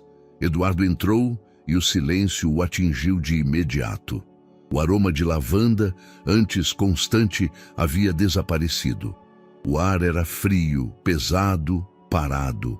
Caminhou pela sala principal, passando os dedos pelos móveis cobertos por lençóis brancos. Os quadros continuavam nas paredes, mas os rostos nas fotos pareciam mais distantes. Tudo o que havia ali, as esculturas, o piano, os tapetes, agora soava como lembrança de um tempo que não fazia mais sentido. Ele parou diante da lareira. Ainda havia cinzas no interior, como se alguém tivesse tentado se aquecer há poucos dias. Abaixou-se, tocou o pó acinzentado e percebeu o quanto aquela cor se parecia com o que ele sentia por dentro. Subiu as escadas devagar, cada degrau rangendo sob o peso dos anos. O corredor do andar superior estava escuro. Empurrou a porta do quarto principal. O perfume de Bianca ainda pairava no ar, misturado ao de produtos caros. O abajur na mesa de cabeceira permanecia no mesmo lugar, o mesmo em que ela deixara um bilhete uma vez. Não me espere acordada. Eduardo pegou o bilhete dobrado que ainda estava ali, amarelado nas bordas, e o guardou no bolso. Não como lembrança de amor, mas como lembrança de quem ele fora. Abriu o closet. Cabides vazios balançavam levemente, batendo uns nos outros. Fechou a porta. Quando chegou ao escritório, hesitou. O gravador ainda estava sobre a mesa. A mesma mesa onde ele assinara contratos, planejava projetos e, sem saber, cavava o próprio colapso. Eduardo o pegou e observou por alguns segundos. O pequeno aparelho parecia inofensivo, quase banal, mas dentro dele cabia o peso de toda a traição. Apertou o botão de reprodução uma última vez. Ruídos e a voz, aquela voz familiar, fria, distante, calculada. Assim que ele ligar o aquecedor, acaba tudo. Eduardo fechou os olhos e respirou fundo. Depois, desligou o aparelho e o colocou na gaveta. Não trancou, não queimou, apenas deixou ali. Não era mais o dono de nada daquilo. Foi até o painel principal de energia. O mostrador digital piscava. O sistema de aquecimento ainda ativo. Ele passou os dedos sobre o interruptor, hesitando. A lembrança de Davi gritando na portaria veio à mente. Não vá para casa agora. Sua mulher está armando para você. Eduardo girou o botão devagar. O painel fez um clique seco. As luzes começaram a apagar, uma a uma. A mansão mergulhou em penumbra. Naquele instante, entendeu que o luxo sempre fora sua prisão. A casa, o nome, o controle, o brilho, tudo que ele construiu em busca de segurança acabou o afastando do que realmente importava. O silêncio que se seguiu foi libertador. Pela primeira vez em anos, não havia alarmes, câmeras ou sensores. Só ele, o som distante da chuva e a escuridão morna que agora envolvia tudo. Quando desceu as escadas, um vento frio entrou pela janela entreaberta. Eduardo parou e olhou para o retrato pendurado na parede. Ele e Bianca sorrindo, na inauguração da fundação. Por um segundo, pensou em retirá-lo, mas deixou onde estava. Era o passado, e o passado não se apaga, apenas se abandona. Pegou o sobretudo pendurado na entrada e saiu. Não olhou para trás. A porta se fechou com um som suave, quase um suspiro. Davi acordou quando ouviu o barulho. Olhou pela janela e viu Eduardo vindo sob a chuva, o casaco encharcado, o olhar tranquilo de quem finalmente tomou uma decisão. "O senhor demorou", disse o menino sonolento. Eduardo abriu a porta do carro e sorriu, cansado, mas sincero. "Eu precisava desligar umas coisas." Davi o observou por um momento, curioso. "A casa está toda escura." "Tá", respondeu o homem olhando pelo retrovisor, "e vai continuar assim." O menino se ajeitou no banco, abraçando o cobertor. "A gente vai para onde agora?" Eduardo ligou o motor. O som do carro rompeu o silêncio do condomínio. "Para um lugar onde o barulho de gás não assuste mais ninguém e onde o medo não mora na sala." Davi sorriu de leve, sem entender completamente, mas sentindo a calma no tom de voz dele. Eduardo olhou pela última vez para o portão, que se fechava lentamente atrás deles. O reflexo das luzes da rua iluminou o painel do carro por um instante. Ele respirou fundo e apertou o acelerador. A chuva continuava a cair, lavando os vidros, levando embora os últimos resquícios do que ficara para trás. No banco de trás, Davi já cochilava outra vez. Eduardo olhou para ele pelo espelho e sorriu. Era um sorriso pequeno, quase imperceptível, mas verdadeiro. "A gente começa de novo", murmurou. E enquanto o carro se afastava pelas ruas vazias, a mansão atrás deles permanecia em silêncio, fria, imóvel, esquecida. O homem que um dia buscou segurança na perfeição, agora encontrava paz na simplicidade do escuro. E pela primeira vez, o silêncio não doía. O mar respirava lento, como se acompanhasse o ritmo dos dias. Eduardo ficou parado na varanda da nova casa, observando o horizonte. A brisa trazia o cheiro de sal e o som constante das ondas. Atrás dele, Davi apareceu com o cabelo bagunçado e a camiseta amarrotada. Trazia nas mãos uma caneca quente. "O senhor sempre acorda tão cedo assim?" perguntou. Eduardo sorriu. "O mar não espera por ninguém." Davi se aproximou, olhando curioso. "Aqui o barulho é diferente. É o barulho da vida." Silêncio.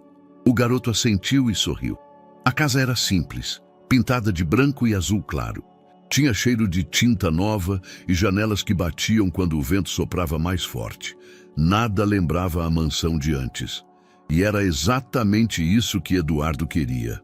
O primeiro mês passou entre concertos, idas ao mercado e pequenas descobertas. Davi aprendeu a andar descalço na areia e a ajudar na cozinha. Eduardo, pela primeira vez em anos, lavava a própria louça sem pressa. À noite, ficavam sentados na varanda, ouvindo o som do mar e trocando poucas palavras. Havia algo de reconfortante naquele silêncio. Certo dia, Davi chegou da escola com um caderno cheio de desenhos. Mostrou ao Eduardo. Pequenas casas coloridas, todas com portas abertas. "É um lugar para meninos que não têm onde ficar", explicou. "Tipo um abrigo." Eduardo observou o desenho em silêncio. O traço era infantil, mas havia ali uma ideia grande, uma semente. "E se a gente fizesse isso de verdade?" perguntou. Davi o encarou, surpreso. "Sério? Sério?" O menino sorriu e aquele sorriso reacendeu algo dentro dele. Uma vontade de reconstruir, não mais com concreto, mas com sentido. Nas semanas seguintes, o projeto ganhou forma. Eduardo usou parte do que restava de suas economias e alugou um galpão simples próximo à praia. Pintaram as paredes, colocaram mesas de madeira e colchões doados pela comunidade. Nascia o Projeto Davi, um abrigo para crianças em situação de rua. No dia da inauguração, o sol estava alto e o vento espalhava o cheiro de maresia. Davi cortou a fita improvisada, cercado de curiosos e voluntários. Algumas crianças se aproximaram, tímidas. "Aqui ninguém dorme na rua", disse ele com voz firme. "Aqui todo mundo tem um começo." Eduardo o observou de longe, com orgulho silencioso. As manhãs passaram a ter rotina. Eduardo cuidava da administração. Davi ajudava nas tarefas e brincava com as outras crianças. À tarde, iam até o mar, onde o menino aprendia a pescar com os moradores. Aquela nova vida tinha o ritmo de algo verdadeiro, imperfeito, mas sincero. Certa noite, Eduardo acordou com um pesadelo distante. O cheiro de gás, o som de um estalo. Por um instante voltou ao passado, mas então ouviu o barulho das ondas e se lembrou de onde estava. Respirou fundo. O mar, pensou, era o som da cura. Um dia, Helena Duarte apareceu sem avisar. Chegou com o vento da tarde, sorrindo. "Vim ver se o projeto era real ou só mais uma manchete bonita", disse brincando. Eduardo riu. "É mais modesto do que parece." Ela observou o ambiente, crianças brincando, Davi ajudando um garoto menor a pintar um muro. Às vezes, o que é modesto muda mais do que qualquer fundação milionária. Eduardo ficou em silêncio, olhando o menino. Dessa vez, não sentiu culpa, nem peso. Apenas uma leveza estranha, o tipo que vem quando se aceita que o passado não volta. Naquela noite, os dois voltaram caminhando pela areia. O sol se punha lento, tingindo o céu de laranja. "O senhor acha que ela vai entender um dia?" perguntou Davi, sem olhar. Eduardo sabia a quem ele se referia. "Talvez.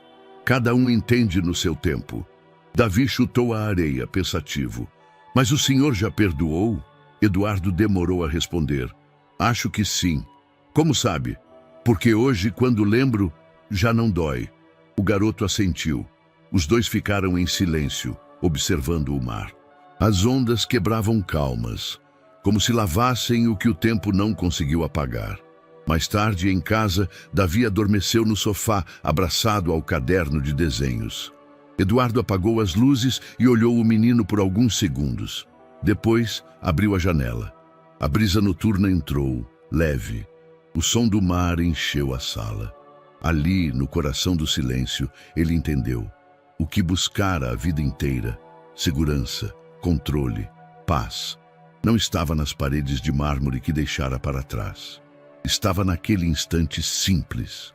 No riso do menino, no barulho das ondas, no cheiro de café pela manhã, sorriu.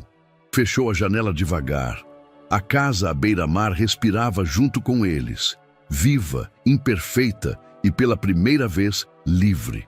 A noite desceu sobre o litoral com um vento gelado e constante. As luzes da pequena vila piscavam ao longe e o som do mar se misturava ao rugido distante de motores na estrada. Eduardo e Davi voltavam do abrigo, cansados, quando o farol de um carro estacionado à distância acendeu e apagou 2 vezes. Eduardo notou o reflexo no retrovisor.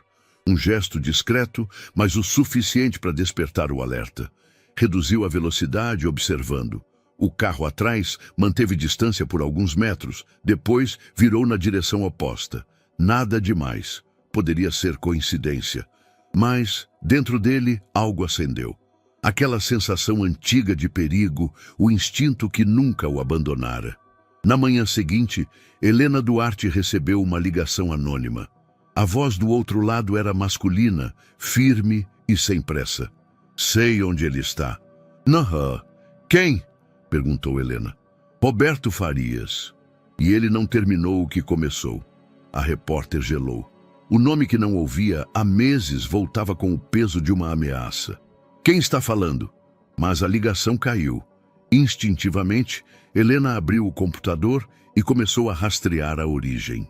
O sinal vinha de um ponto isolado entre as dunas, uma área onde poucas pessoas moravam. Algo dizia que era uma armadilha, mas ela não podia ignorar.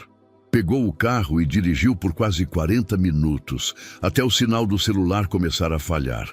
O sol já se punha quando avistou um galpão abandonado perto da praia. Parou o carro, desligou o motor e respirou fundo. Entrou com cautela. O interior era escuro, cheio de caixas antigas e cheiro de maresia. Tem alguém aí? Perguntou a voz ecoando. Do fundo, passos lentos se aproximaram. Uma silhueta surgiu, alta, vestida de preto. Roberto Farias. Helena Duarte, disse ele com um meio sorriso. Sempre atrás das manchetes, ela manteve a postura firme. Eu não vim por manchete, vim por justiça. Roberto riu, o som seco e baixo. Justiça é uma palavra bonita, pena que nunca serve para quem mais precisa. Ela deu um passo à frente. Você sumiu, mas deixou rastros. Há registros, contratos, testemunhas. Ele a interrompeu com um gesto. Testemunhas desaparecem. Papéis se apagam. Mas você fala demais. Helena tentou recuar, mas 2 homens surgiram pelas laterais. Antes que pudesse reagir, sentiram suas mãos sendo amarradas. Vai ter o destaque que queria, disse Roberto, aproximando-se. Só que na matéria errada. Horas depois, o telefone de Eduardo tocou em sua casa. Era o policial local, amigo de Helena. Ela sumiu depois de sair para um encontro. Disse que ia encontrar uma fonte sobre o caso de Roberto. Eduardo ficou em silêncio por alguns segundos. O nome soou como um soco. Roberto. Enquanto processava a informação, ouviu Davi descer as escadas correndo. O garoto estava pálido. Eu ouvi o nome dele, disse ofegante. Na praia. Como assim, Davi? Tinha 2 homens falando perto das dunas. Disseram que o tal Roberto quer acabar com tudo e que a mulher que sabia demais já foi levada. Eduardo sentiu o estômago apertar. Sabia que Helena corria perigo. Sabia também que aquele homem não recuava facilmente. Pegou o casaco e as chaves. Fica aqui, Davi. Não vou ficar, respondeu o menino decidido. Eu ouvi o lugar, eu sei onde é. Eduardo hesitou, mas a urgência não permitia longas discussões. Os dois entraram no carro e seguiram pela estrada escura. A lua iluminava parcialmente o caminho. As dunas se erguiam à frente como sombras silenciosas. Quando se aproximaram do ponto indicado, Eduardo apagou os faróis. "Fica dentro do carro", disse. "E se eu não voltar em 10 minutos, liga para a polícia." Davi assentiu, mas o olhar dizia que não obedeceria completamente. Eduardo desceu e caminhou em direção ao galpão. O vento soprava forte, levantando areia e fazendo ranger as placas de metal. Por dentro, o coração batia acelerado. Do lado de fora, Davi observava tudo em silêncio. O menino viu uma movimentação atrás do galpão. 2 homens, uma caminhonete e Roberto falando ao telefone. A curiosidade venceu o medo. Saiu do carro agachando-se entre as dunas, aproximando-se o suficiente para ouvir. "Amanhã de manhã tudo desaparece", dizia Roberto. "Nenhum documento, nenhuma gravação. Ele não vai ter mais nada." Davi entendeu na hora. O ele era Eduardo. O menino se virou para correr de volta, mas tropeçou numa pedra e caiu. O barulho chamou a atenção. "Ei!" gritou um dos homens. "Tem alguém ali!" Davi correu, o coração disparado. Eduardo ouviu os gritos e saiu do galpão, vendo o menino sendo perseguido. Correu em sua direção. "Davi, aqui!" gritou. O garoto desviou e correu em direção ao mar. As ondas batiam forte, o vento cortava o rosto. Roberto surgiu atrás deles, arma em punho, o olhar enlouquecido. "Acabou, Eduardo!" gritou. "Você devia ter ficado quieto." Eduardo se colocou à frente de Davi, as mãos erguidas. "Não precisa fazer isso. Já perdeu." Roberto sorriu, tenso. Ninguém perde quando apaga o passado. Mas antes que pudesse agir, luzes vermelhas cortaram o horizonte. As sirenes ecoaram distantes. A polícia se aproximava. Davi havia deixado o celular gravando no bolso e o rastreador ativo. Helena, que conseguira se soltar parcialmente, usou o rádio de um dos capangas para acionar socorro. Os faróis das viaturas iluminaram a praia. Roberto olhou em volta, sem saída.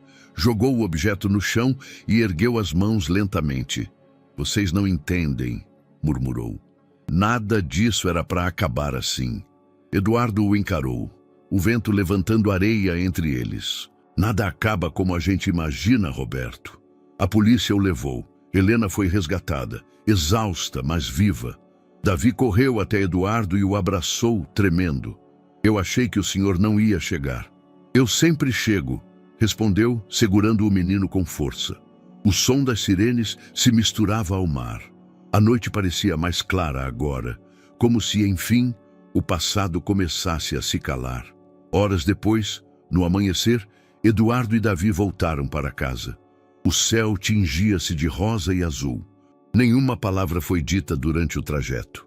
Quando chegaram, Davi perguntou, ainda com a voz trêmula: "Acabou de verdade?" Eduardo olhou para o mar pela janela. "Quase." O menino assentiu, encostando a cabeça no ombro dele. E o som das ondas, mais uma vez, trouxe a sensação de que estavam, enfim, onde deveriam estar. A sala de interrogatório era fria, iluminada por uma única lâmpada pendente. Do outro lado da mesa, Roberto Farias parecia outro homem. O terno amarrotado, o olhar cansado, o semblante de quem já entendeu que perdeu. Falou por horas. Explicou como usava empresas de fachada, como desviava verbas por meio da fundação e como manipulava Bianca com promessas e medo. Não poupou detalhes, cada nome, cada transação, cada ligação gravada. Ao final, disse apenas: "Eu falo tudo, mas quero viver para ver o fim disso." O delegado assentiu. Não havia mais como negar o que estava gravado. 2 dias depois, os noticiários exibiam o desfecho.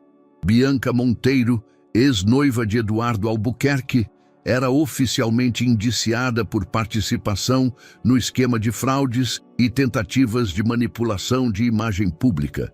Imagens dela, sendo conduzida pela polícia, correram o país.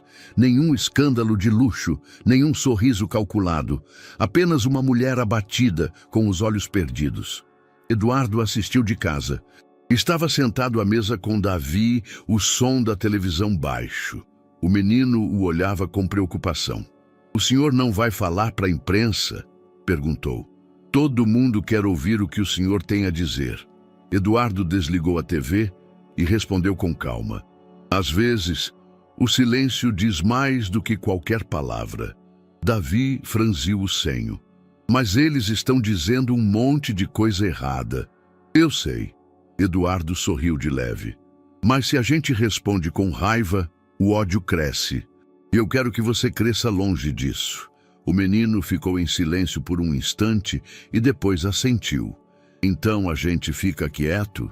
"A gente vive", respondeu Eduardo. "E isso já é barulho o suficiente." Enquanto isso, Helena Duarte escrevia seu artigo final na redação. O título estava pronto: "O menino que parou o destino." No texto, ela descrevia a coragem silenciosa de Davi, o garoto que ninguém notava e que, sem saber, mudara o curso de tantas vidas. Falou de Eduardo, da escolha de se calar diante da fúria pública, e de Bianca, que se perdeu tentando ser vista. Ao terminar, ela olhou pela janela e murmurou: "Às vezes, o herói não é quem vence, é quem impede que o pior aconteça." Na casa à beira-mar, o vento soprava leve. Davi desenhava na varanda e Eduardo observava o mar. O som das ondas preenchia o silêncio, sereno. A história deles não estava mais nos jornais. Agora vivia ali, no sossego, na paz e no simples fato de ainda estarem juntos. O envelope chegou numa manhã nublada, sem remetente visível. A funcionária do correio local o entregou com um olhar curioso, como se soubesse que aquele papel carregava algo importante. Eduardo o pegou, reconhecendo de imediato a caligrafia na frente. "Para Davi." Ficou alguns segundos olhando o nome. Depois, sentou-se na varanda e abriu com cuidado. Dentro havia uma folha dobrada em 4 e um perfume suave, discreto, familiar. Ele começou a ler. "Davi, não sei se tenho o direito de escrever para você, mas o coração não pediu permissão. Desde o dia em que ouvi seu nome, carrego comigo a imagem de um menino que teve coragem de fazer o que nenhum adulto fez. Dizer a verdade, mesmo com medo. Eu também tive medo, e foi ele que me trouxe até aqui. Eu deixei o medo comandar o amor, e quando o medo manda, o amor se cala.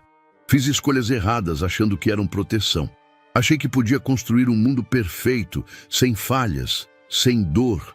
No fim, só construí um vazio. Eu não escrevo para pedir que me entendam. Escrevo porque preciso que você saiba que, em meio a tudo o que destruí, algo em mim ainda acredita que as pessoas podem recomeçar.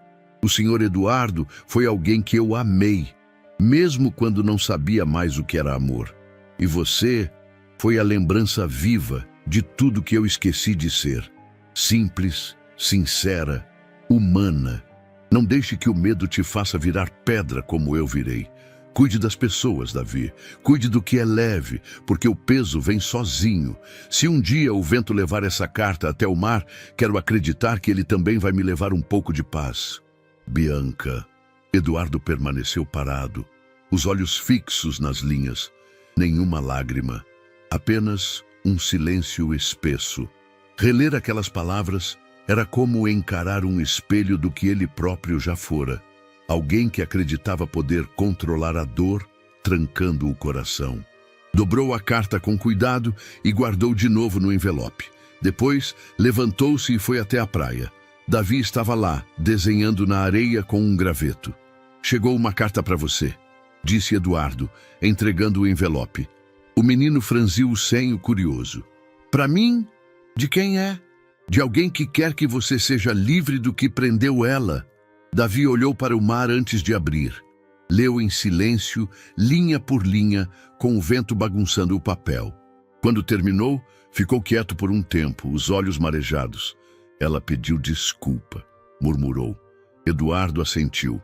Às vezes, pedir perdão é a única maneira de começar a mudar.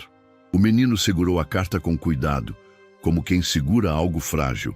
Depois, olhou o mar e perguntou: "Posso deixar ela ir?" "Pode." Davi amarrou o envelope com um pedaço de barbante e o colocou sobre a água. A maré levou devagar, até desaparecer na linha do horizonte. O vento soprou leve, e por um instante pareceu que o mar respondia. Não com palavras, mas com paz. Eduardo colocou a mão sobre o ombro do menino e sorriu. Agora, ela também está livre. E os dois ficaram ali, observando o horizonte, enquanto o sol começava a romper por entre as nuvens.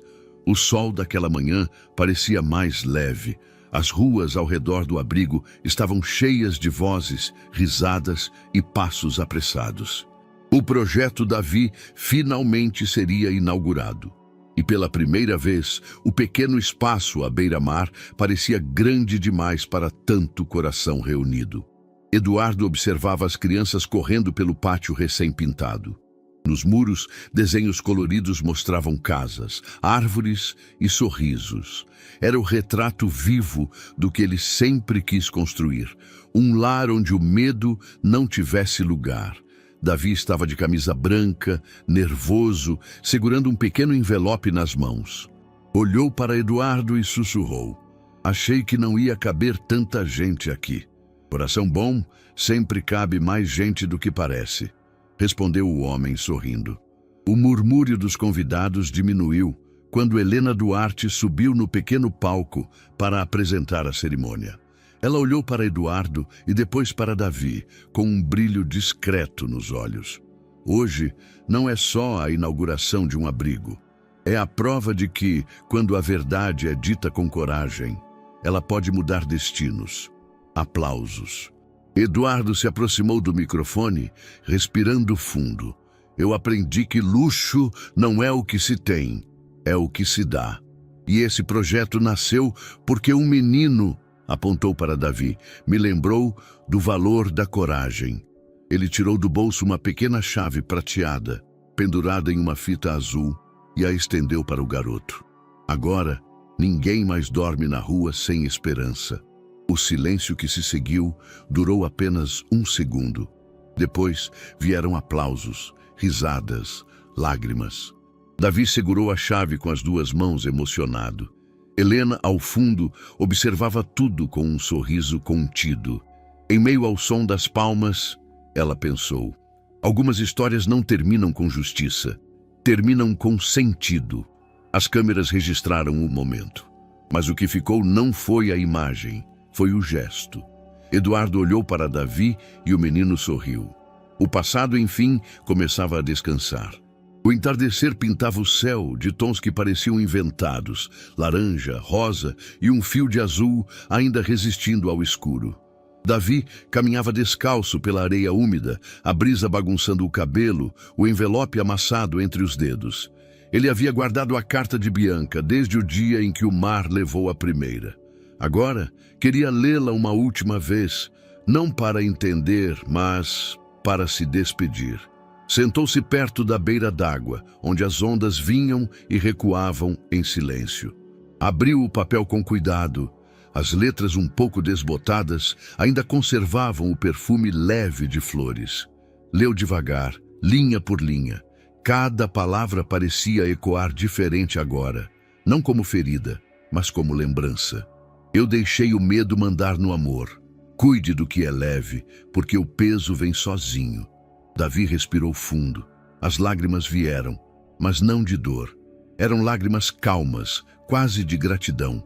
Ele olhou o mar e disse baixinho: eu perdoo você. As ondas tocaram seus pés como se respondessem. Por um instante, o mundo pareceu suspenso. O som do vento, o cheiro de sal, o calor do pôr do sol. Tudo se misturava em uma paz que ele nunca havia sentido antes. Eduardo observava de longe, encostado em uma pedra. Não quis interromper. Havia aprendido que certos silêncios valem mais do que qualquer conselho. Quando Davi se levantou, o envelope ainda nas mãos, ele caminhou até o mar e deixou que a água o levasse. O papel se afastou lentamente, desaparecendo entre as ondas douradas pelo sol. Eduardo se aproximou. O menino virou-se, enxugando o rosto com o braço.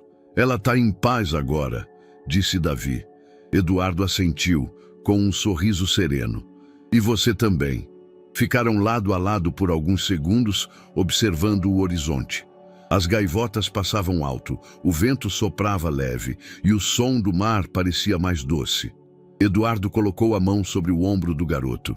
"Vamos para casa, filho." Davi olhou para ele e pela primeira vez chamou-o sem hesitar. "Tá bom, pai." Os dois seguiram pela areia, as pegadas lado a lado, até sumirem na curva da praia.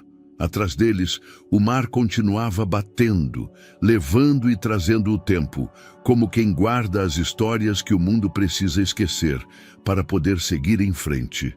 Meses se passaram. O projeto Davi cresceu mais do que Eduardo imaginava.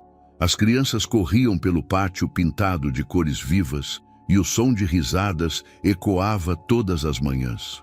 O abrigo agora era uma referência na região, não pela estrutura, mas pela história que o sustentava. Davi ajudava nas aulas de reforço e nas refeições. Já não era mais o menino assustado que temia o cheiro de gás ou o som do aquecedor. Tinha se tornado o coração daquele lugar, curioso, paciente, cheio de brilho nos olhos. Eduardo observava tudo com um orgulho silencioso. Havia aprendido que a verdadeira riqueza não estava no que se possuía, mas no que se construía junto. Às vezes, à noite, olhava o mar e lembrava de tudo. O susto, a dor, a culpa. Mas agora, essas lembranças não feriam. Apenas o lembravam do quanto haviam sobrevivido. Uma noite, durante uma pequena celebração no abrigo, Davi entrou na sala principal, carregando uma vela. As outras crianças o observavam em silêncio. Ele se aproximou de uma mesa, colocou a vela sobre ela e riscou o fósforo. A chama subiu calma, estável, iluminando o rosto dele. Por um instante, todos ficaram quietos. Eduardo o observou de longe, o olhar cheio de ternura. Davi sorriu. "O fogo pode iluminar o caminho de volta", disse, quase num sussurro.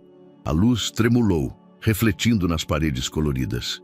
E naquele instante simples, o medo que um dia os queimou se transformou em esperança. O abrigo seguiu cheio de vida, e do lado de fora, o mar continuava a brilhar, como se guardasse a chama que nunca se apaga.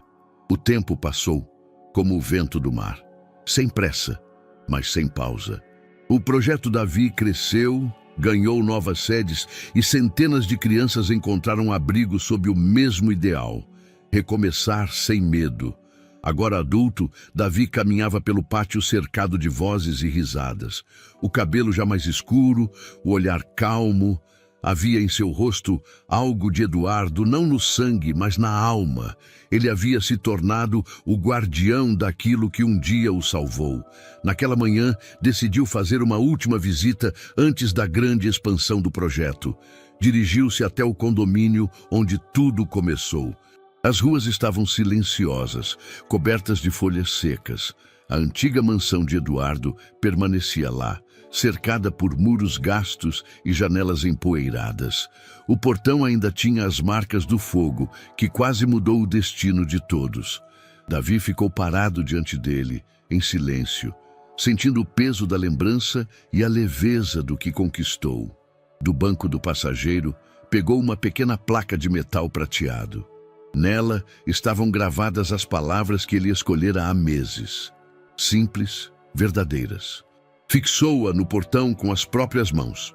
O som do martelo ecoou como um coração batendo. Depois, deu um passo para trás e leu em voz baixa: "Aqui começou o medo. Lá no mar nasceu o perdão." O vento soprou leve, balançando as folhas das árvores.